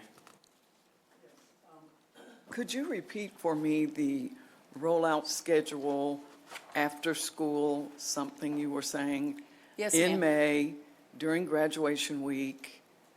Help me, remind me of that. For several things, one of the charges Dr. Davis has given us is to ensure that whatever we do that's new, is that we give our staff plenty of opportunities, our teachers plenty of opportunities to see it roll out. For instance, the double block math, we already gave a preview of that on April 24th so that teachers could begin to see it. We're going to do it again on May 29th, which is what we would have liked to have done with high schools as well. But there are 3 graduations on May 29th, which would limit the number of teachers that could actually attend because they'll be attending graduations. So we're going to look at an alternate date for them to come, and we may have to get subs, or we may offer some after school and then find a way to record it so that they're not penalized if they cannot attend. Thank you. Okay, we're going to go to science. So our high school science adoption, and I know that a question may come up here, Ms. Jones, and I'm going to try to explain the why, but I will try to answer it as best as I can. Okay? We adopted SAVAS 2 years ago for biology, chemistry, and physics, and actually for IPC, we adopted a different product. It's Summit K-12. Our current contract ends in June of 2026, and the teachers, listening to Teacher Voice, they really requested that we have an opportunity to explore additional resources. We heard them at the end of the first year, but we had done a 2-year adoption. So in working with teachers, we went ahead and chose, and I understand the consistency, and we did have the conversation, but they at least wanted to have the opportunity to explore that because some of our TEKS, we were in this year of adjusting science TEKS, so we had not fully shifted to the new TEKS. So they wanted to explore and continue, as the TEKS have evolved, wanted to look at the opportunity to at least see if other resources provided some of the additional support that they were looking for. So another thing that Dr. Davis has challenged us is listening to student voice and teacher voice and having that opportunity to at least honor that request, look at some additional resources that fall into the State Board of Education alignment, and then see if maybe SAVAS is the best or is there something else that teachers felt that they needed the shift to. So that was why we began the project of researching. So in November, we gave them access to 4 SBOE resources, and it was granted to the lead teachers. The lead teachers, and every high school campus has a lead science teacher. The lead teachers led a PLC to evaluate and score the resource. Again, we gave them a rubric, and each campus submitted 1 completed rubric per content area per campus. So we had multiple content areas, and each ones were able to vote. Of that, then 4 vendors came and presented in January 6th, the instructional overviews. Teachers reviewed the materials using, again, that common rubric, and they identified 2 finalists. We gave each campus 2 votes so that it's equitable, so that campuses that have more teachers don't get additional votes. Every campus gets 2 votes. We brought in the finalists for an in-depth overview of the platform on March 23rd. Content teachers met and discussed. We had a common rubric again, and every campus submitted a delegate name that was going to vote for their campus. So official vote was called for in all 4 content areas, and each campus science lead and 1 additional teacher per content voted. So I will show you the vote because it did not wind up with SAVAS. It wound up overwhelmingly with McGraw-Hill. Our biology teachers, 10 out of 12 teachers that voted for McGraw-Hill. In chemistry, 13 out of 13 teachers voted for McGraw-Hill. In IPC, 10 out of 10 teachers voted for McGraw-Hill. And in physics, 12 out of 12 teachers voted for McGraw-Hill. It was an overwhelming want of our teachers to switch resources to McGraw-Hill based off of what they offered and based off what they felt like we could move forward with our students. And I will say, prior to us switching to Savas, in the past, before we didn't require the high school quite as closely to use their textbooks in the way that we're requiring them to use them now. So we have UFDs, which are our alignment documents, our unit-focused documents that have teachers using. So when they voted for Savas, they were thinking in their mind that was just going to be a resource, and they could continue to do the work as they had always done.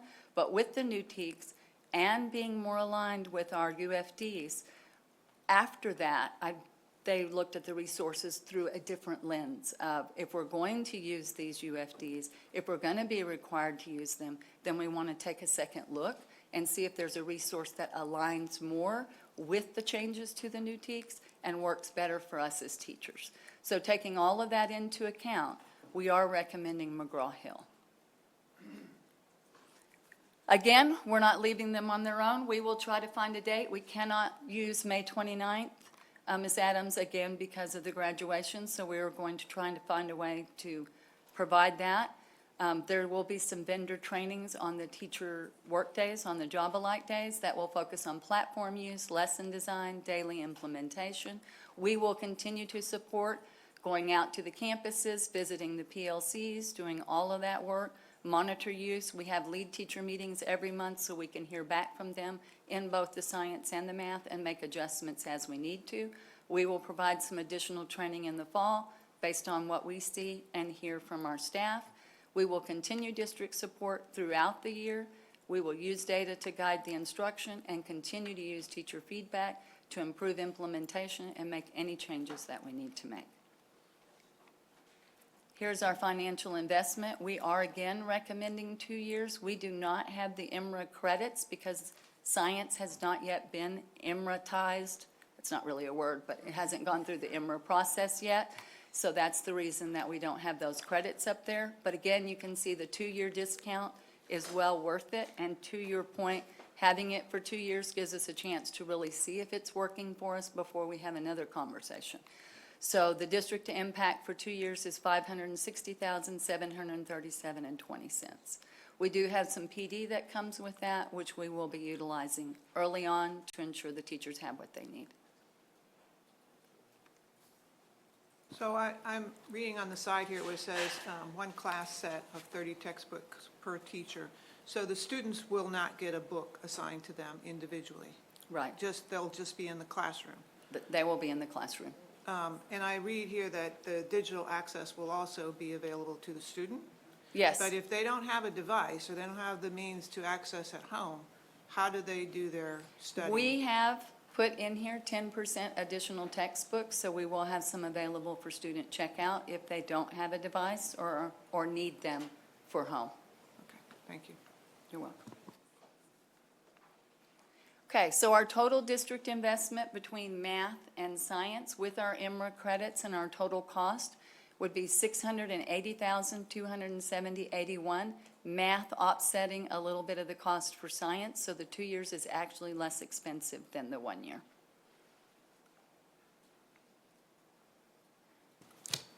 If I could take a moment, I would like to thank the two ladies sitting behind me for all of their work working with the teams, Christine Carr and Kimberly McClish. I've appreciated all of their support. They've really helped with all the rubrics and working with all the teams, really gathering data and hearing teacher voice. Questions?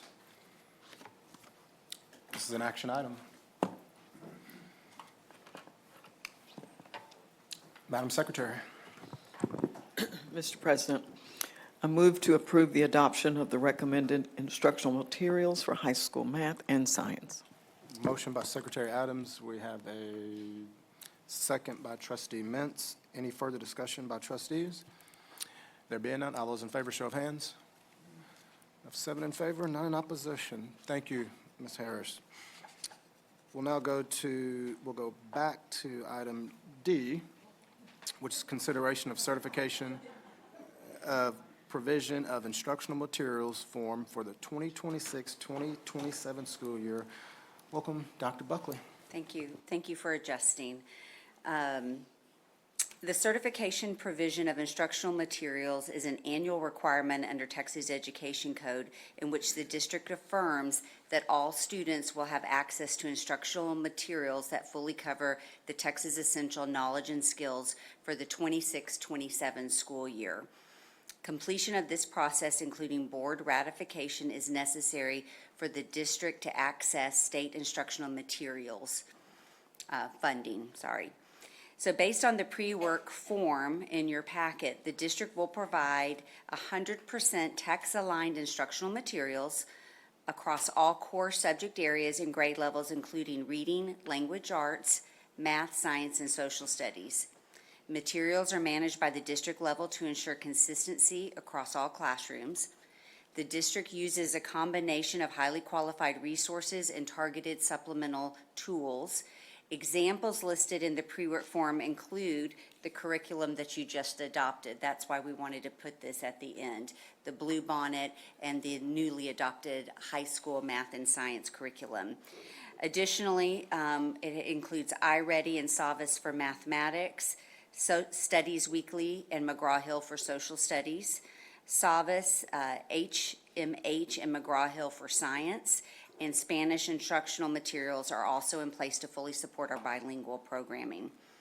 The district also confirms that all other required subject areas such as fine arts, career and technical education, technology applications, and languages other than English are supported with text-aligned materials. So we are asking for a formal board ratification, which will be followed by submission to the Texas Education Agency. This ensures compliance with the state requirements and allows the district to maintain access to instructional materials funding for the upcoming school year. Questions from trustees for Dr. Buckley? This is an action item. Madam Capito. I move to approve the certification and provision of instructional materials form for the 2026-27 school year as presented. I have a motion by Madam Capito. We have a second by Secretary Adams. Any further discussion by trustees? There being none, all those in favor, show of hands. Thank you. We have 7 in favor and none in opposition. Thank you, Dr. Buckley.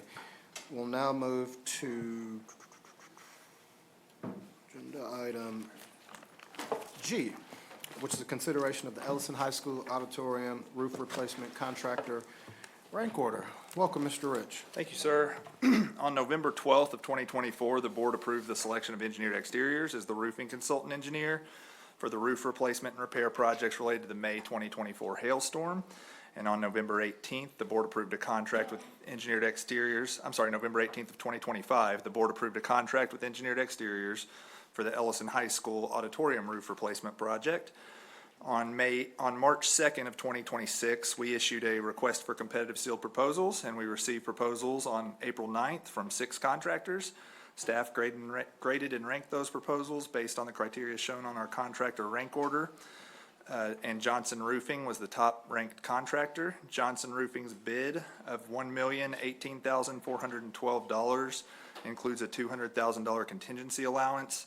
They also provided an alternate price of $1,980 to install a improved roof system in lieu of what we specified, and we recommend accepting that at that price. So that is $1,020,392 all in. And if approved, we plan to complete this project over the summer of 2026. This project will be funded using Strategic Facilities Plan funds, and the administrative recommendation is to approve the proposed rank order of contractors and delegate authority to the superintendent to execute contracts.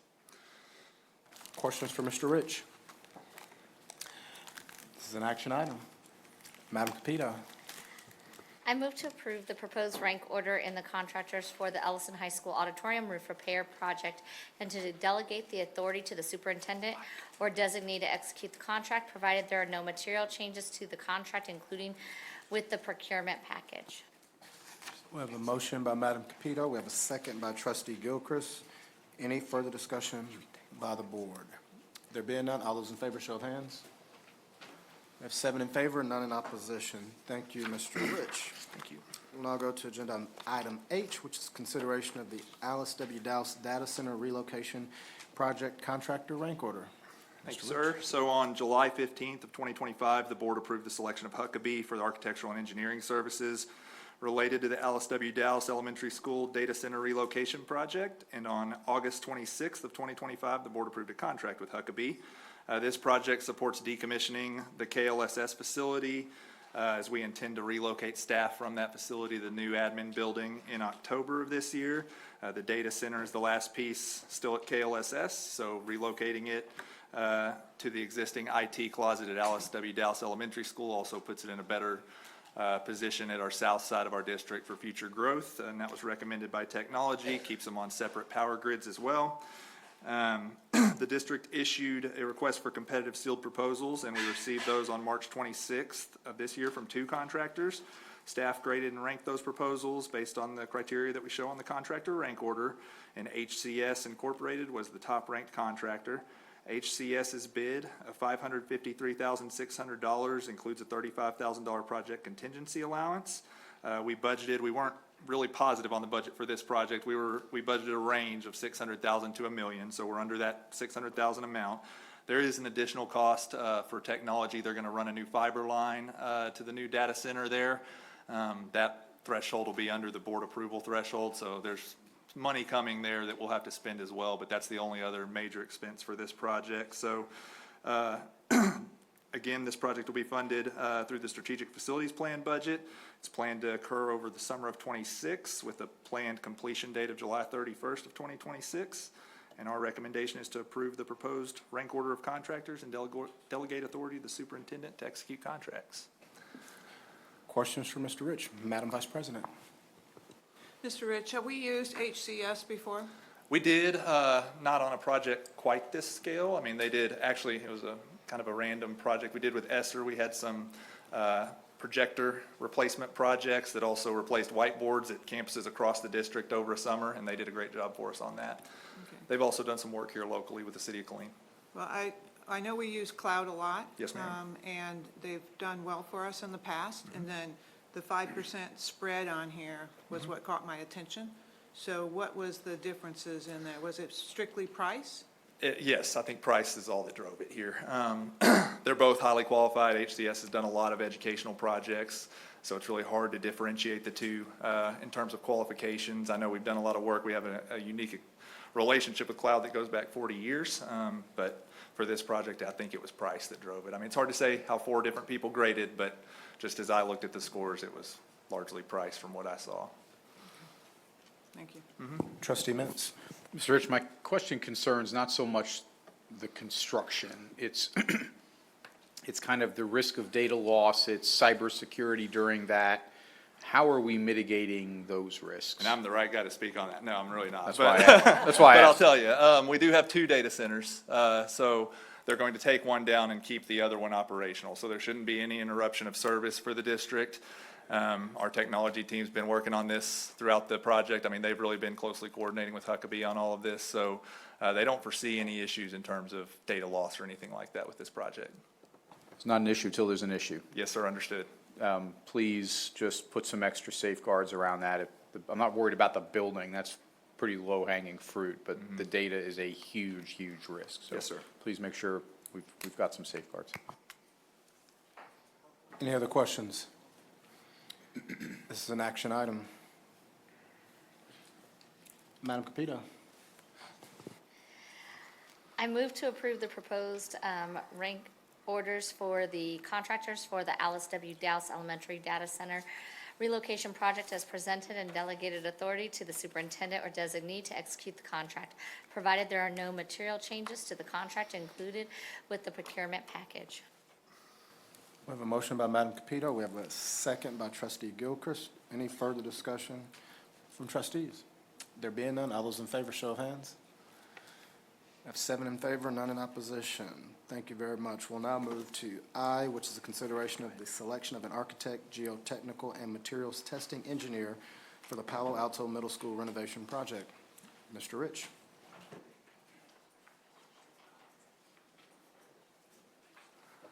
Okay, I'm passing out handouts that were included in board extras that show the floor plan. We don't typically publicly share those for safety purposes, but I will have it projected here on the screen as well if you care to follow along that way. So on October 28th of 2025, the board approved the closure of Palo Alto Middle School as part of the district's optimization plan. At that time, we advised the board and community during the process that the Palo Alto Middle School property was under consideration to serve as a future location for the Gateway Middle School and High School's DAEP programs. As our existing Gateway facility is 64 years old and utilizes 18 portable classrooms, our renovated Palo Alto Middle School will provide additional classroom and office space, which will all be located within the building envelope, and that will obviously drastically improve administrator oversight and campus safety. Staff have held on bringing forward architect and engineering selections for this project, while the student services team led a committee process to reimagine the Gateway facility and processes throughout that campus. Following those meetings, concepts that were discussed have been incorporated into the scope of this project to ensure that the newly renovated facility will align with the operational processes at the campus. The biggest change that came from this process was the creation of what we call Tier 3 classrooms, which I'll get into here momentarily. And so really quickly, I will run through the scope of this project. I'm sorry, this slide does cut off a little bit, but on the south current main entrance of the campus, we intend to have our high school entrance for Gateway High School. At the current back side of the facility is where we intend to have a middle school entrance. We're still keeping the middle school and high school operational processes separated within the facility. Oh, I'm sorry, this plan actually cuts off some too. If you look at the printout, the second, oh, I'm sorry, I should also note that with the middle school entrance, there's currently not a parking lot on that back side of the building. So we do intend to build a small parking lot that'll serve about 20 spaces or so just for visitors to the campus. Staff would still park in the main parking lot, but we want visitors to be able to park near the entrance to the middle school. On the floor plan, you can see at the existing high school entrance, we plan to keep the existing administration suite as it currently sits. No renovation needed there, and that can serve for the new Gateway High School administration. The gym also will remain as it currently is. We do intend to sand down the floor and remove the logos and things like that, but they will use the gym for their PE programs. The cafeteria also remains largely untouched, as well as the kitchen. School nutrition is going to work on possibly relocating a few pieces of equipment into the kitchen from our decommissioned or our closing campuses, just to make sure they have the best equipment we can provide them. No major renovations are needed to the band, theater, and choir rooms currently. What we are doing, you can see on the plan, is there's 3 classroom wings. The south plan classroom wing is the high school, intended to serve as the high school function. The far north classroom wing is intended to serve as the middle school. And then that classroom in the middle is where we have what we're calling Tier 3, a Tier 3 section of currently 6 classrooms. And then they'll also have some programs that support both high school and middle school in the other remaining classrooms. Okay, so those Tier 3 rooms are intended to be a higher level of supervision. Students that need smaller, lower teacher-to-student ratios. So the plan for those rooms is to divide each classroom, put a wall down the middle to create 2 rooms where we currently have 1 classroom. So there's currently 6 classrooms in that side.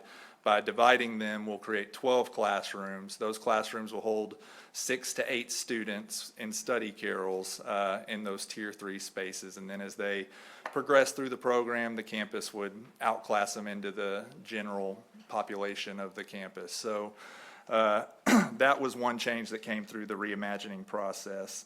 As you keep moving north across the plan, you can see there's a kind of, I'll call it beige-ish color in the middle, where we're going to renovate an existing classroom to serve as the new police office. That's directly across from the Tier 3 hall, right in the middle of the building, puts the officers in a good position to respond anywhere in the building. And then as you continue to move up the page, you can see the library. We're not including it in the base price, but we have a plan to create 5 resource rooms. Again, those are kind of half-sized classrooms that can be used for pull-out programs in about half of the library. And then we're going to leave the remaining half to serve as a library function. The campus advised they didn't need a huge library, but they do need some library space. And so then as you go further north to the page, near the middle school entrance, there's 3 classrooms that we intend to renovate to serve as the new middle school administration offices and clinic. So that's an existing art room and 2 special ed classrooms that we will renovate to be the new middle school. You can see we have some big Ds with circles around them around the page, and those are for new doors that we would like to put in some of the corridors to help improve safety at the campus.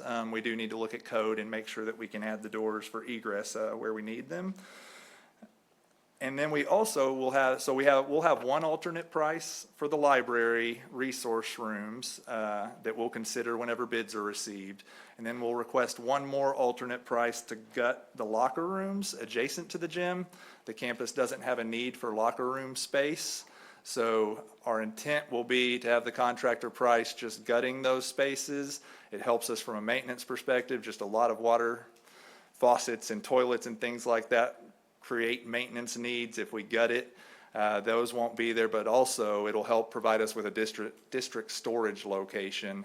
Obviously, as we're selling our decommissioned buildings that we're currently using for a lot of storage, our property management department's begging for any space we can give them, so that would help kind of kill 2 birds there. So beyond that, I think that generally covers the scope of the plan. The following pages, I have some kind of enlargements that show who we have tentatively moved in there. You can also see on this first page, we've created a table that will show you the classroom counts of the existing Palo Alto Middle School.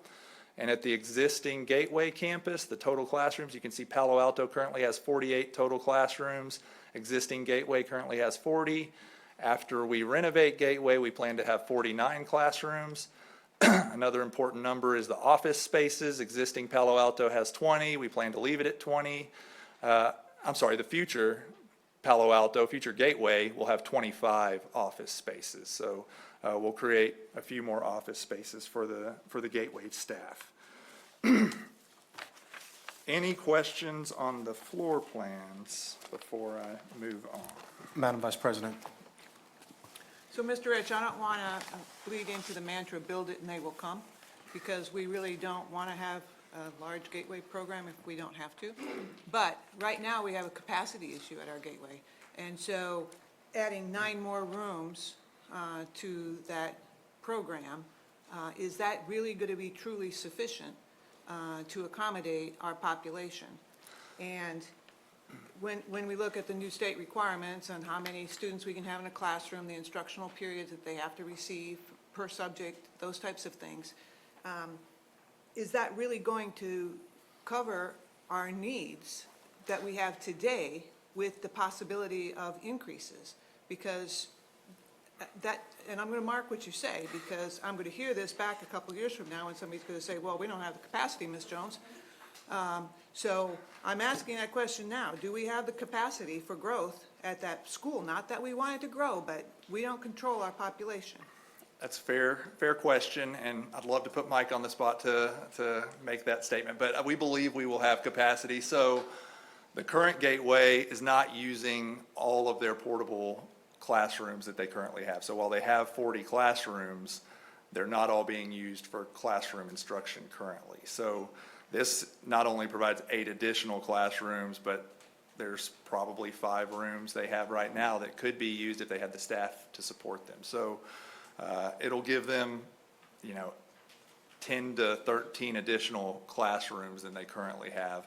While we don't entirely control the population, we control it a little bit through our placement process as well. And so I know the Student Services team is working diligently to try to ensure that any Gateway placements are justified and we're not overplacing there as well. So everyone I've spoken with on the Gateway side, Student Services, everybody believes that this building will provide the capacity they need. So I don't want to overplace students either, and I want us to give kids the consideration they should have in trying to move them forward. But you're saying that the capacity right there, right now, is okay, but that's after we've made adjustments over the last couple of months. So what was the capacity before that, when we had to make those adjustments because we were over capacity? And I don't think that was necessarily a building function as much as a staffing function, the situation we dealt with at Gateway. They had the room to get the ratios where they needed. They just didn't have the staff that were going to divide those classes to get them under a 15-to-1 ratio, but I know we've shored that up through substitutes and also some placement All right. creativity. Yes, It's ma'am. on record, we got capacity, we're gonna have capacity. Put it in the minutes, Diana. All right. Trustee Rainwater. Adam, I was just wondering about HVAC and technology in the classrooms and lighting. We're going to have to spend a lot of money there, or is it? We've replaced the roof at Palo Alto. The HVAC is within life cycle, so they're in pretty good shape as far as that's concerned. Technology's all been, at least classroom projectors have all been upgraded to the short throw projectors that are our district standard. So I really think the building is as ready as we could ask, aside from the few modifications we need to make to support 2 different campuses in one. I don't know we could ask for a much better ready-made building. Yes, sir. Madam Secretary. Yes, Mr. Rich. I was one of those concerned about having the building ready in August for the students. Really appreciate that. But I also saw that there was some renovation that may go on through the year. Can you kind of talk me through what that might be or look like? Yes, ma'am. I will Thank you. move along to the remainder of my Appreciate it. presentation as soon as I find my notes that I have here somewhere. How embarrassing. Let's see. Here we go. No, wait. That's not them.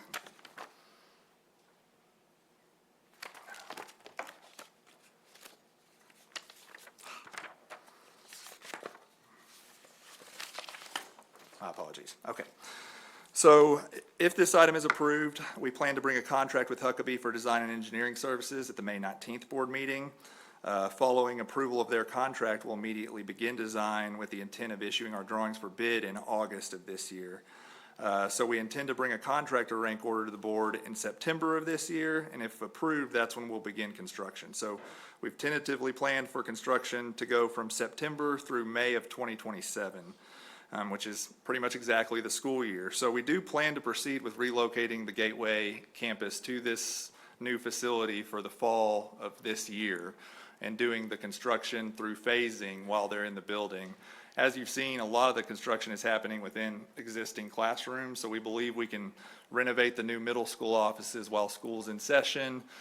We can do the police offices, and we would have to work with the campus on a good time to go in and do the Tier 3 rooms. But since most of the work is limited outside of the corridors, we believe it can all happen together at the same time while campus is underway, while instruction is underway, but we'll have to be creative with some of the scheduling on hallway work and things like that that would interrupt operations.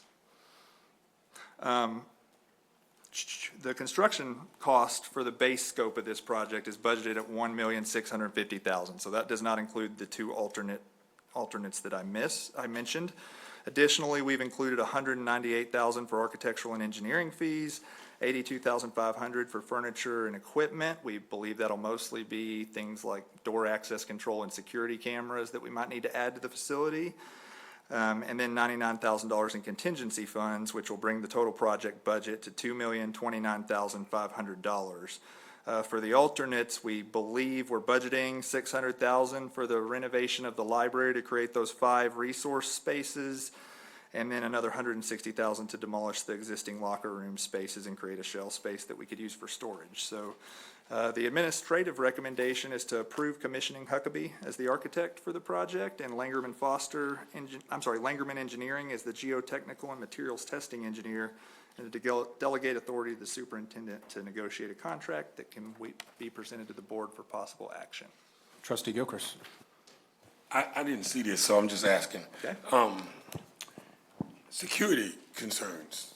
You got 2 schools, and you got an admin area, so you're gonna have 3 entrance points. That's 3 different metal detector sets and all that stuff, or? They have a more thorough screening process at the Gateway campus than even our typical entry shield procedures. But yes, sir, we're planning to bring in the entry shields, have plenty of space, make sure we have vestibules large enough to facilitate all the security Yeah, I screening. know we were already trying to figure out how many we were gonna have at each campus, and now we gotta add some more. Yes, sir. Okay. Well,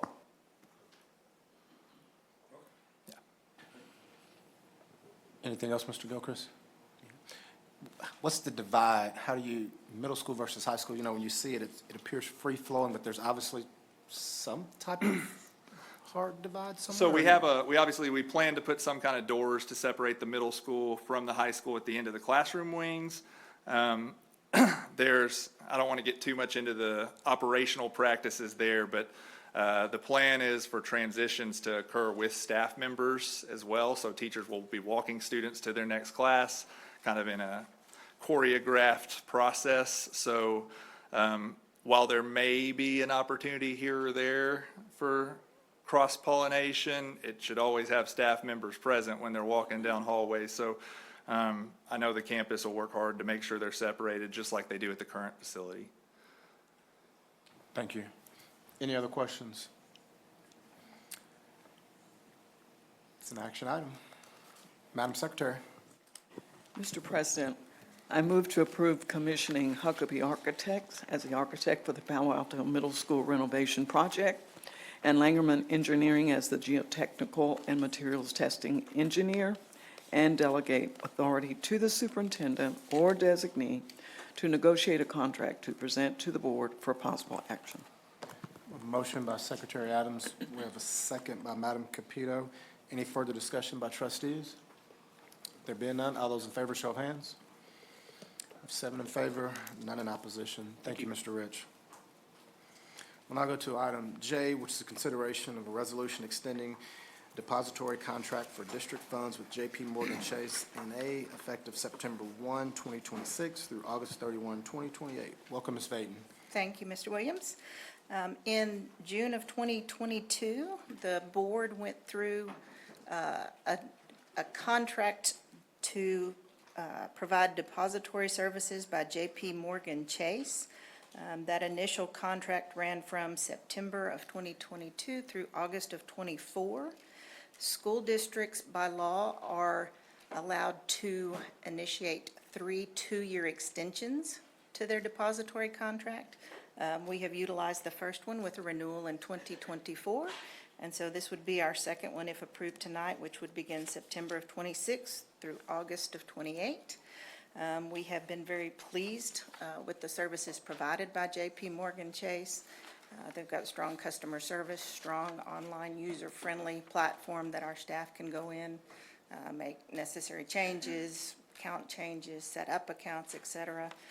So very pleased with that. They have fraud prevention products that, while you can't eliminate it completely, try to mitigate that, and so very pleased with that, and so we would recommend an extension to our current contract.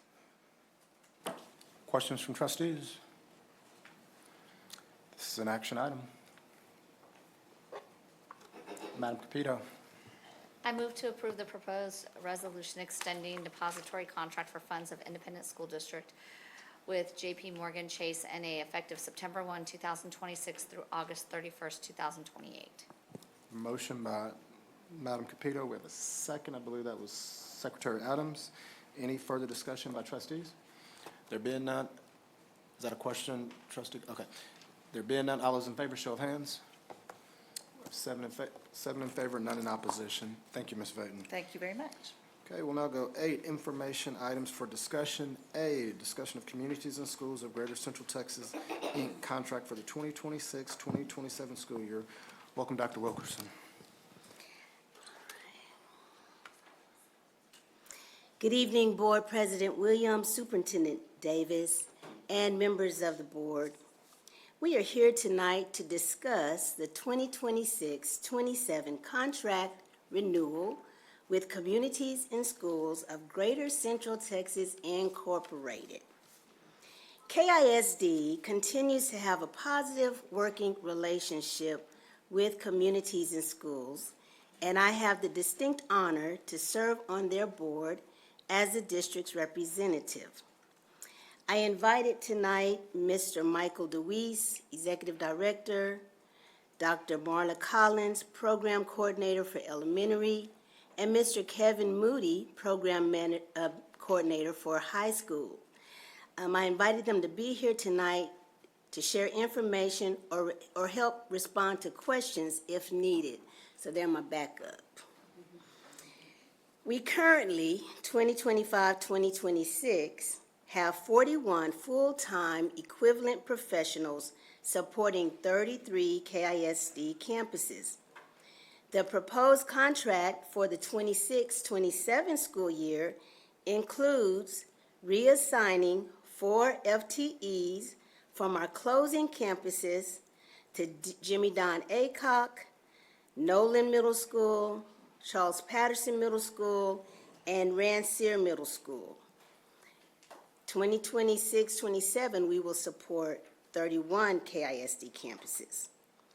The cost to the district is $892,029, which represents 50% of the total program cost at $1,784,058.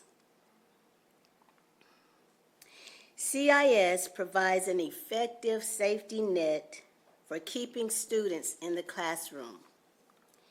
If we look at the bottom of this report, this is a report that's shared with the board.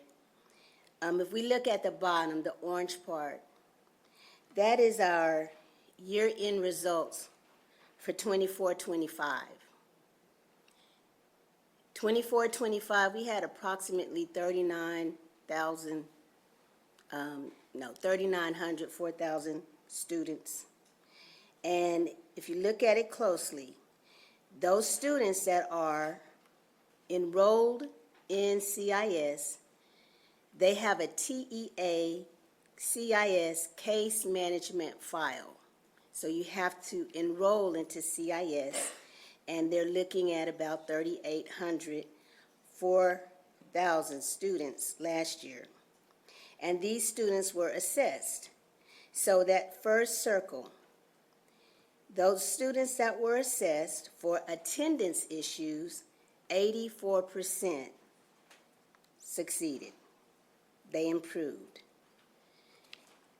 Of that number, for those with issues with behavior, 80% improved. In academics, 94% improved. 96% of those enrolled in CIS, grades K through 11, were promoted. The seniors that were in CIS 24-25 school year, 98% graduated. Those that stayed in school, almost 100%.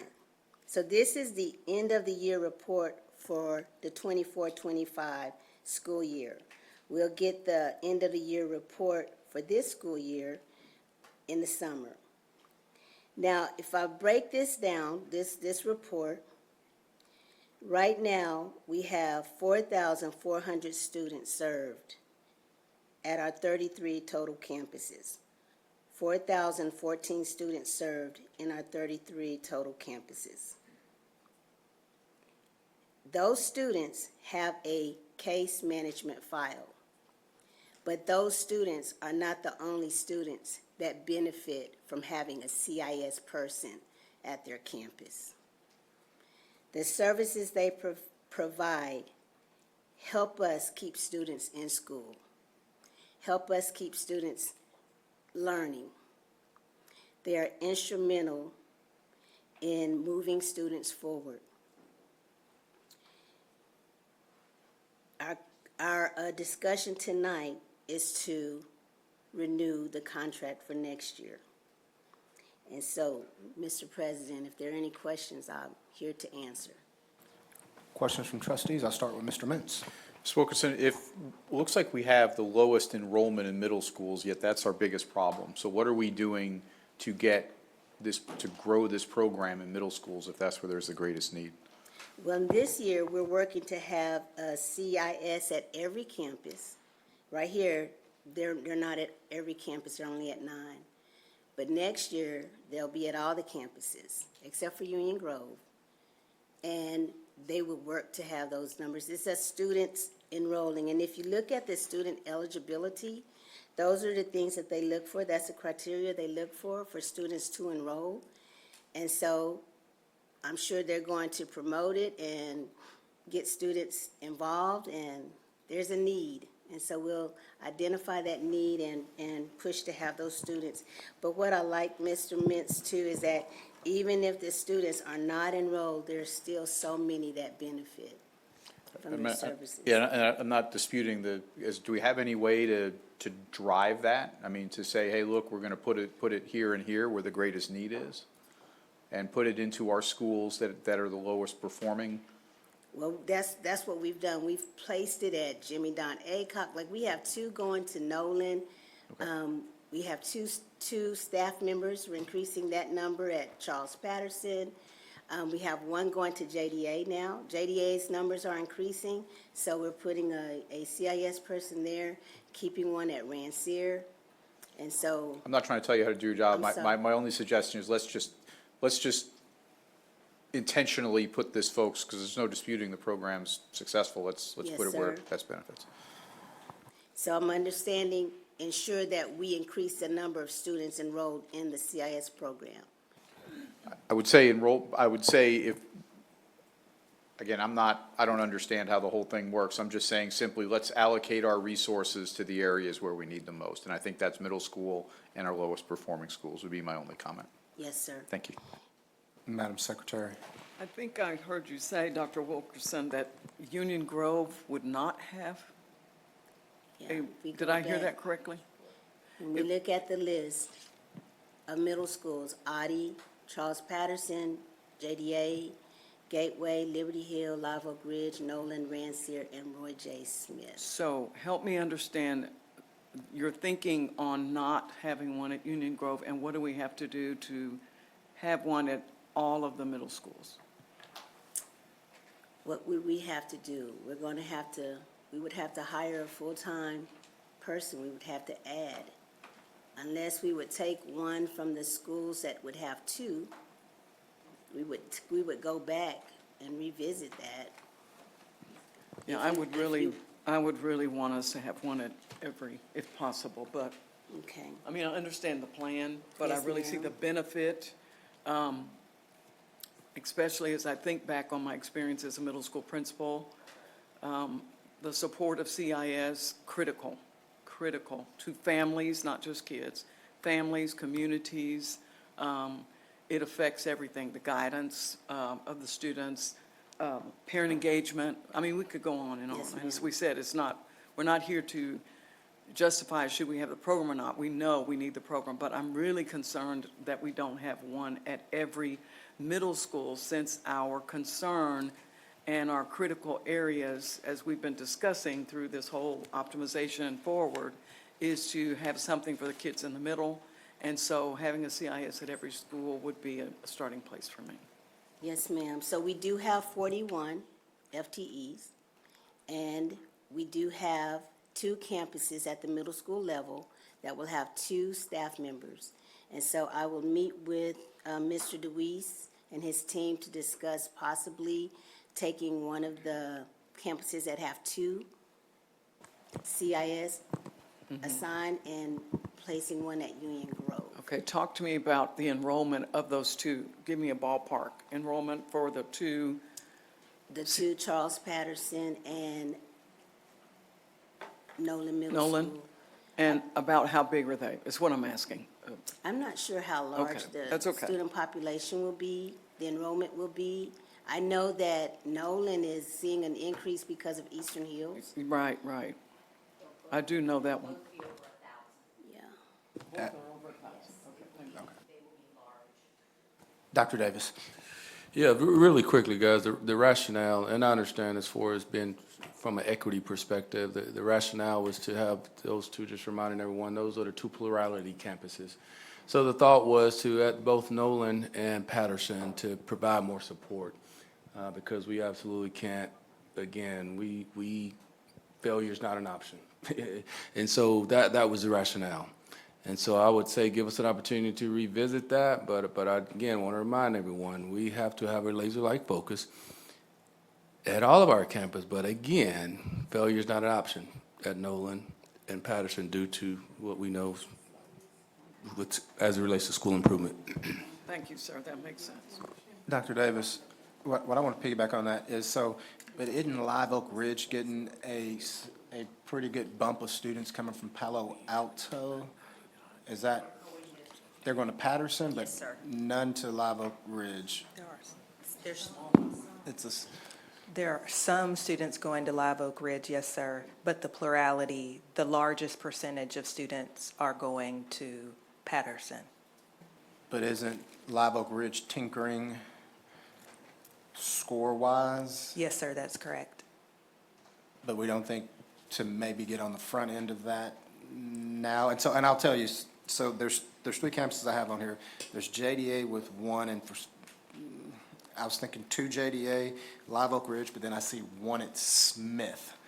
And if Brett was saying where places where he'd think maybe 2 might help, but also my question would be, when I say that, the methodology on determining the prioritization of who gets CIS, how do you prioritize that in addition to what Dr. Davis is referencing in terms of the campuses that are getting the plurality of students from our closing campuses that are not performing?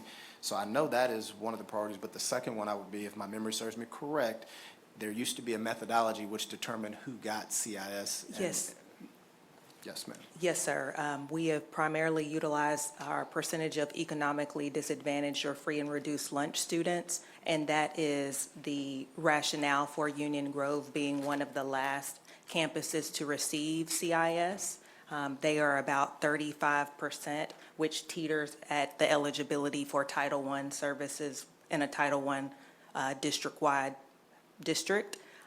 From the standpoint of how we arrived at the numbers between community relations, operations, and learning services, we discussed a cost-neutral approach and utilizing those 4 FTEs from the closing campuses. What I think I hear and our team hears you describing and the board describing is allocating resources according to need, and potentially that would be beyond the 41 FTEs we had last year.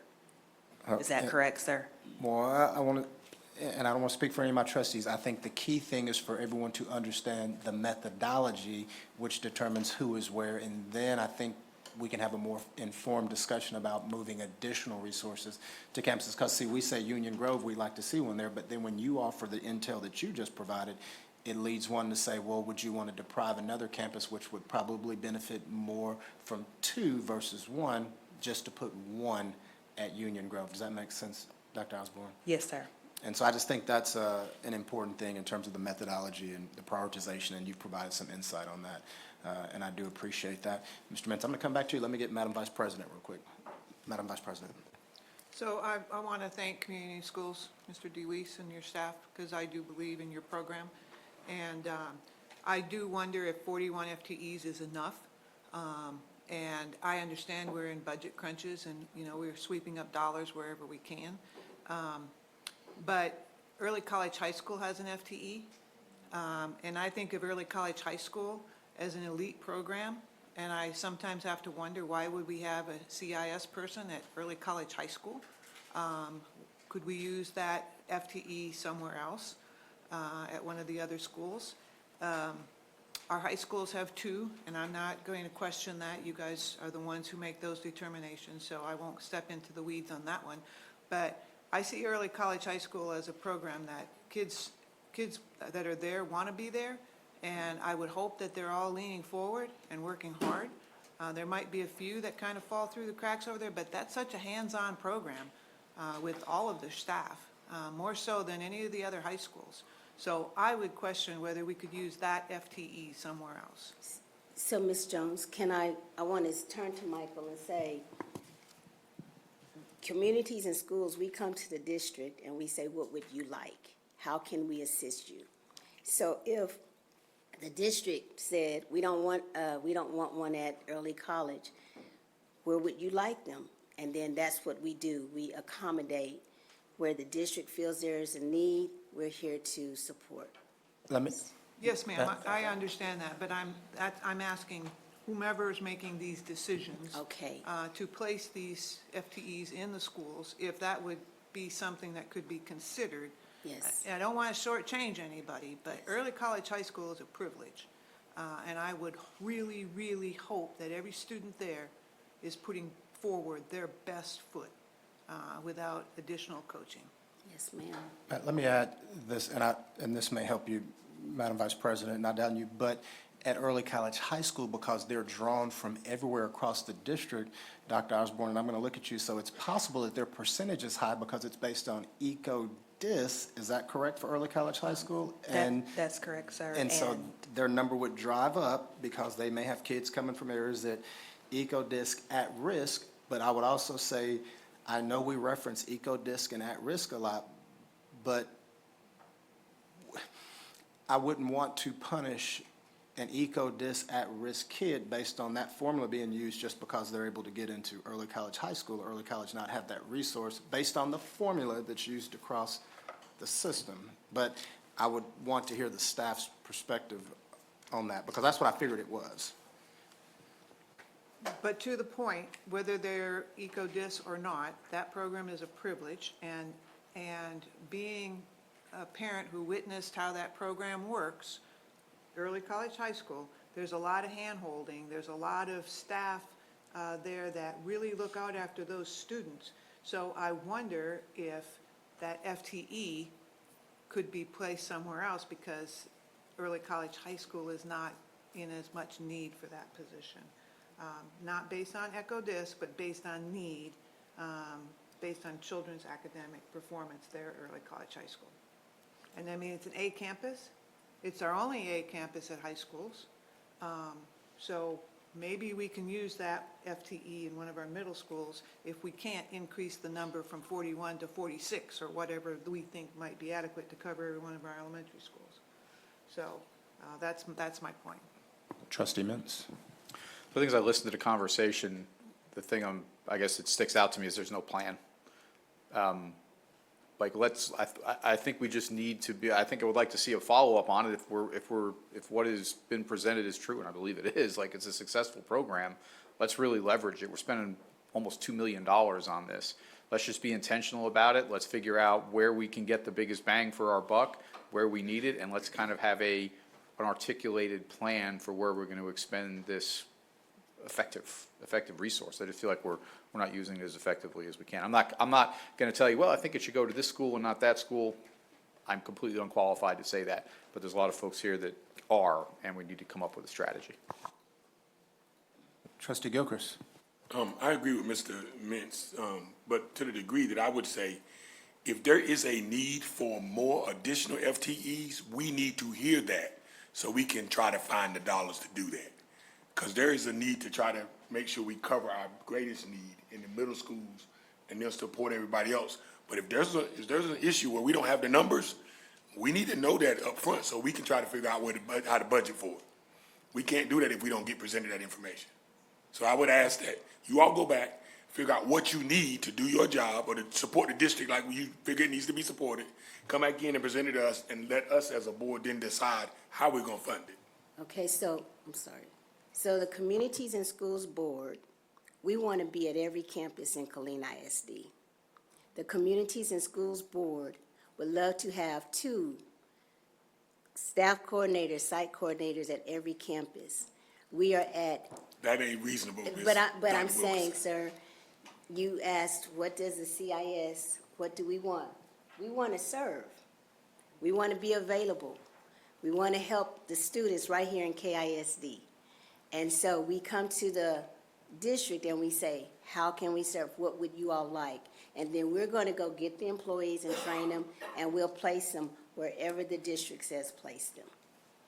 We don't make the decision on where to send FTEs or where to send employees. The district says, we want an FTE here, here, and there. Then that's what we do. I just want to make sure I give clarity. When you're saying the district, you're referencing the staff, not trustees. I don't want trustees. The staff. I just want to make Thank you, sure. sir. Yes, that's the staff. Clarification. Yes. Our team, the staff. Yes. Madam Vice President. So it's not just a matter of whether KISD can sweep up another, I don't know, 110,000 to make this an equal 1 million, but it's also going to be a matter of whether community and schools can sweep up their numbers to also match that, because I understand you're a nonprofit and your money comes from the community. And then not only that, it's whether you can even hire the people necessary. So I understand it's much, much more complicated than me just saying I want 45 FTEs or 50 FTEs or 54 FTEs. It's got to be, it's got to balance out between KISD and the community schools and our community partners who donate to your wonderful program. So I get that. But back to what Mr. Gilchrist said is, tell us what is possible if we are able to come up with the funds. Because it doesn't matter if we can come up with the funds and you can't, then it's a really irrelevant discussion. Yes, ma'am.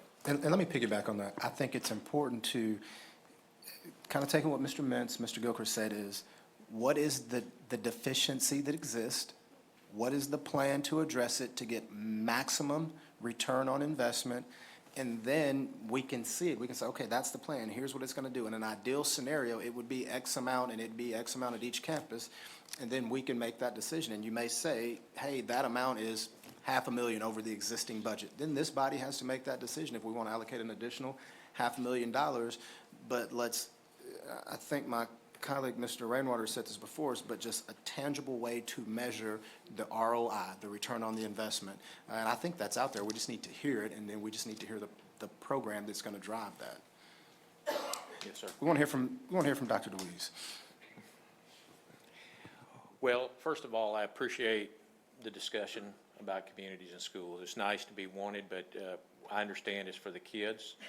And it's nice that KISD has a strong feeling about communities and schools and our success.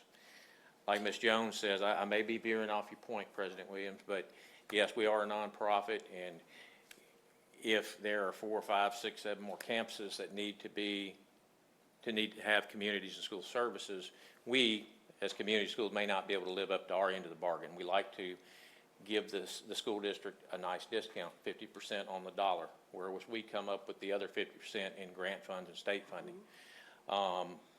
Like Dr. Wilkerson has said, I've been with the program for going on 25 years. I am a guest to this district. I'm very privileged to be here.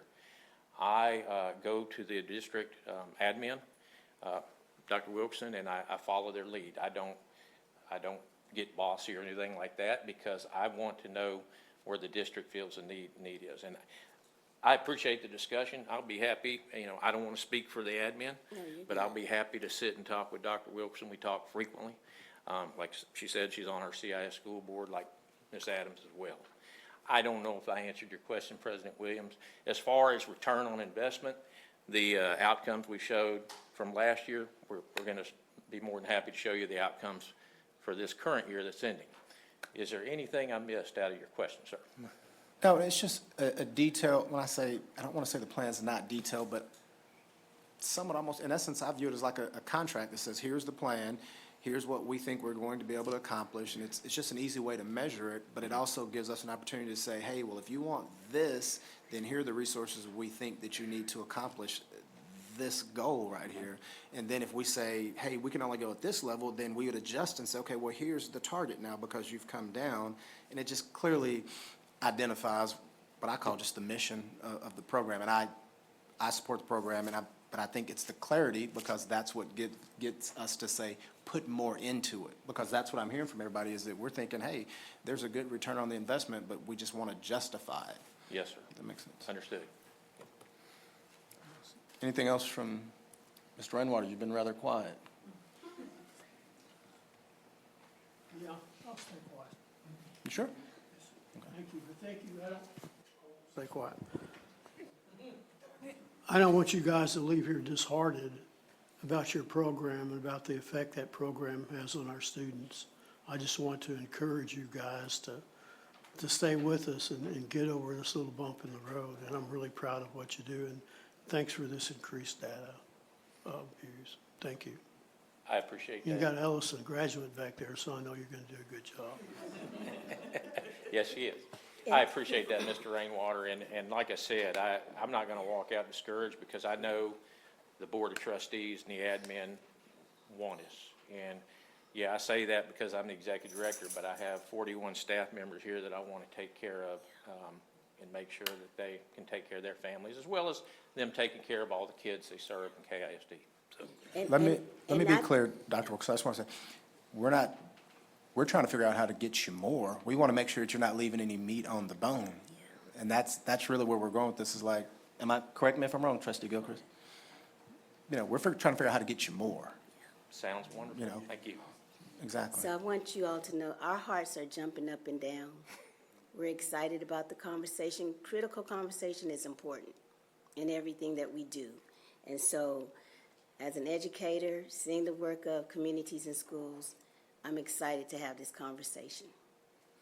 Likewise. Thank you. Thank you. Not that I'm trying to wrap this up, I don't know. but I appreciate you having us here tonight to discuss it. Thank you. Thank you for everything you do. Thank you. Dr. Wilkerson? Well, I'm still thinking, are we going to go to Union Grove? What are we going to do? But we'll We're going come to wait for back. y'all to come back and tell us that. Okay, we will do that. Thank you. Absolutely, thank you. Thank you. Okay, now we're going to go to agenda item B, which is the report on board member training. For those listening in the crowd and at home, understand that by law, I've got to read every bit of this following report that I'm going to make my way through, correct, Ms. Weaver? Okay.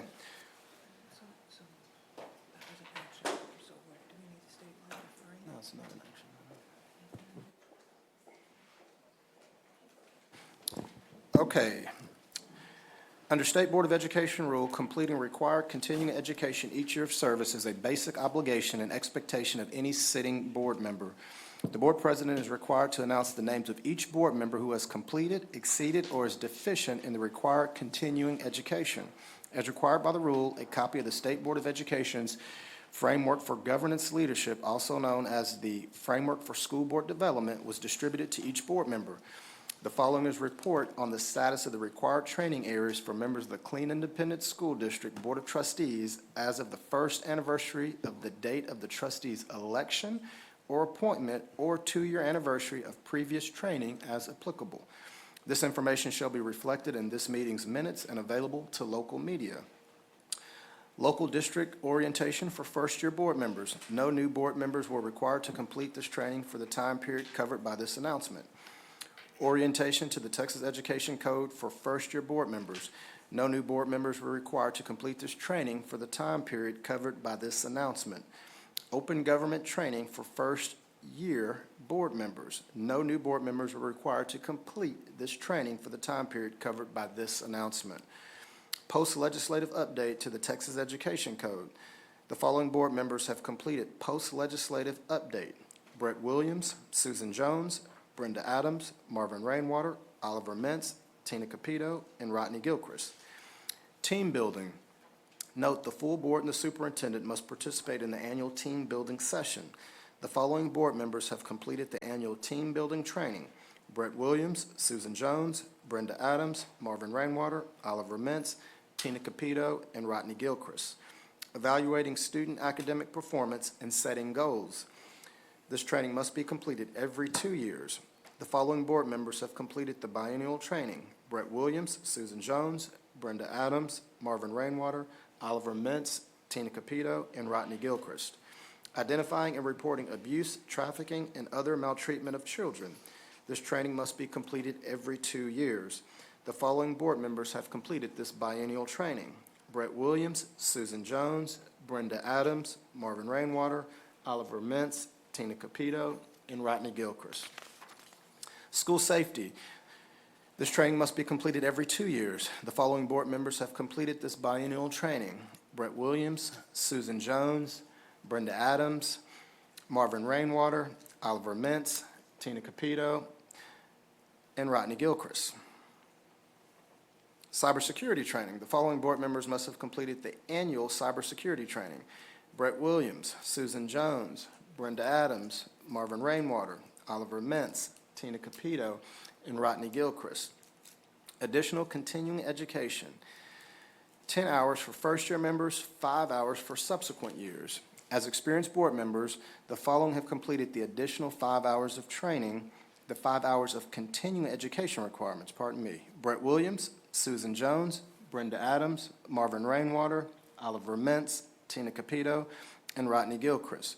Brett Williams, as president of the board, has completed education related to leadership duties of a board president.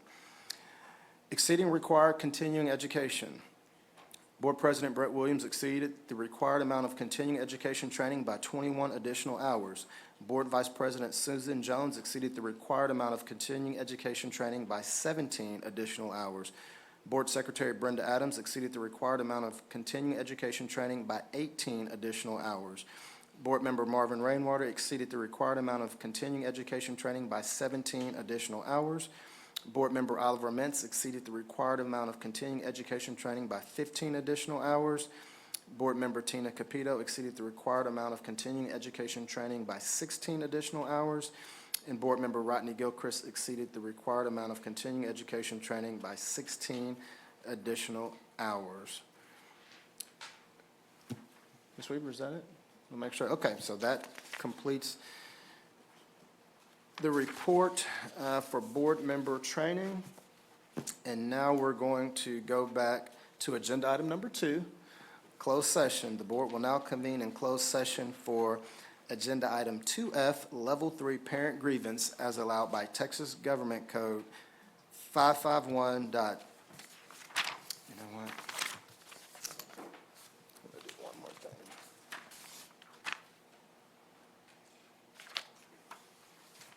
Pardon me 1 second. I think that.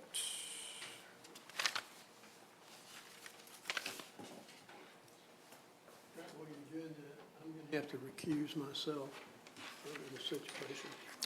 Yeah, but we'll get to it. Hold 1 second. I'm tracking you. Okay. Yep. Okay, the board will now convene in closed session for agenda item 2F, level 3 parent grievance as allowed by Texas Government Code 551.071, 551.0821.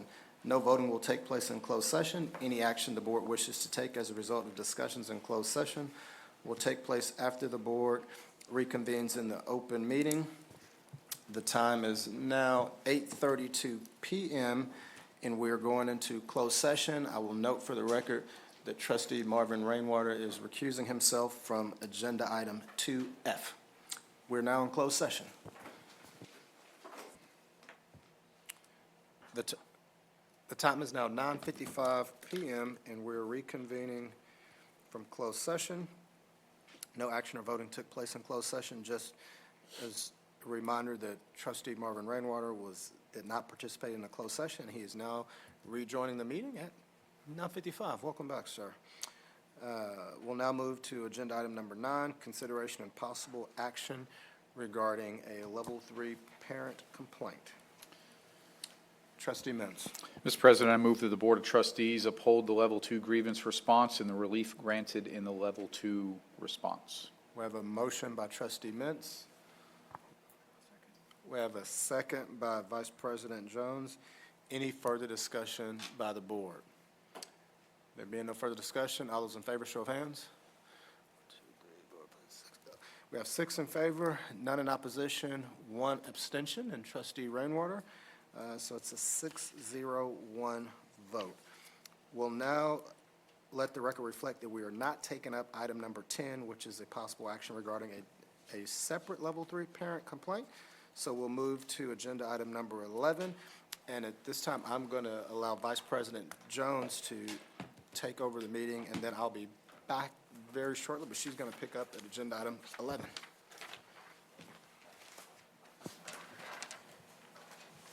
Item number 11 is consideration and possible action regarding superintendent's recommendation to propose the non-renewal of the 2025-26 professional term administrator contract of Trulunda Howard and delegation of authority to the superintendent to provide Trulunda Howard notice of the proposed renewal.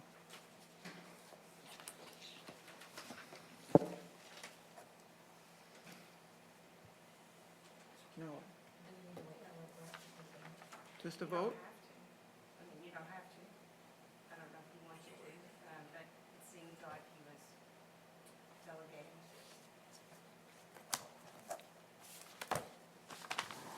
Madam Vice President, might I request just a very short recess to allow him to complete that, and I'd like a moment to confer with council, please. I agree. It will take a 5-minute recess. Thank you. It is 9:57.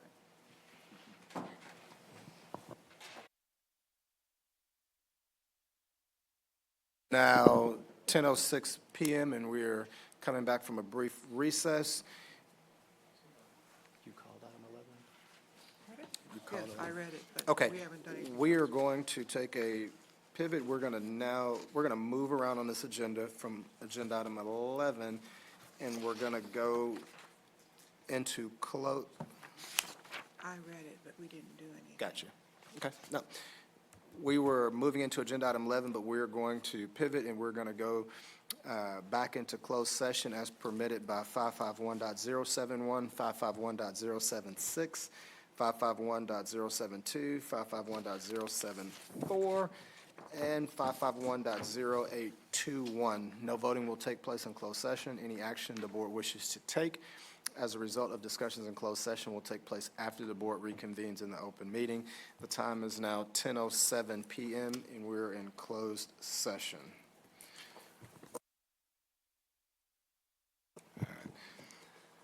The time is now 11:01 PM, and we are reconvening from closed session. No action or voting took place in closed session.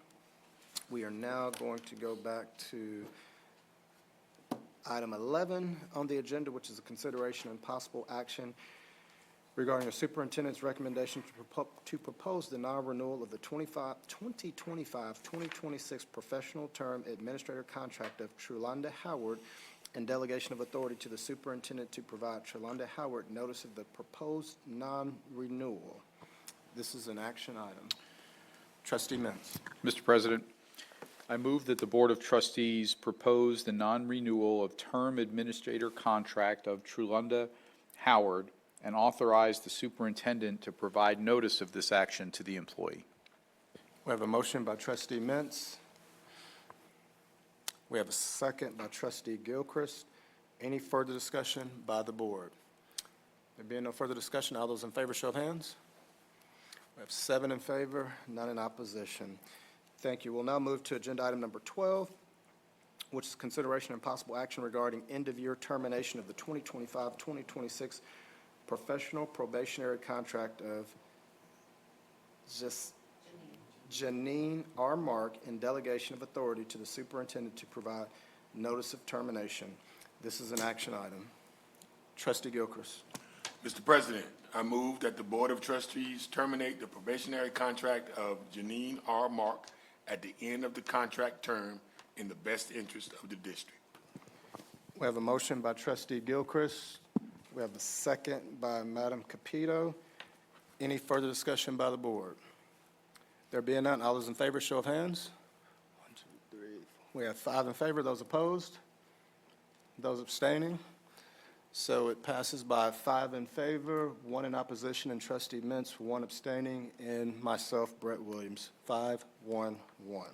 Thank you. We'll now go to agenda item 13, discussion of future board meeting agendas and trustee remarks.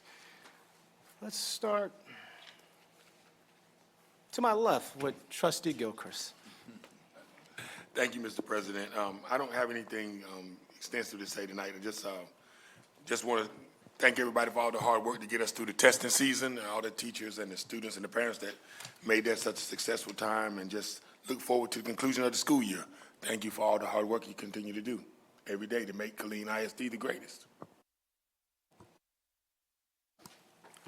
Trustee Marvin Rainwater. I continue to worry about middle schools, and I'd like to see more agenda items, and I know we talked a little bit about curriculum pieces, but I think it's time we really need to start focusing on our programs for the middle schools in terms of curriculum and other new things we may bring along, just to make sure that we have that foremost, because it's our weakest spot.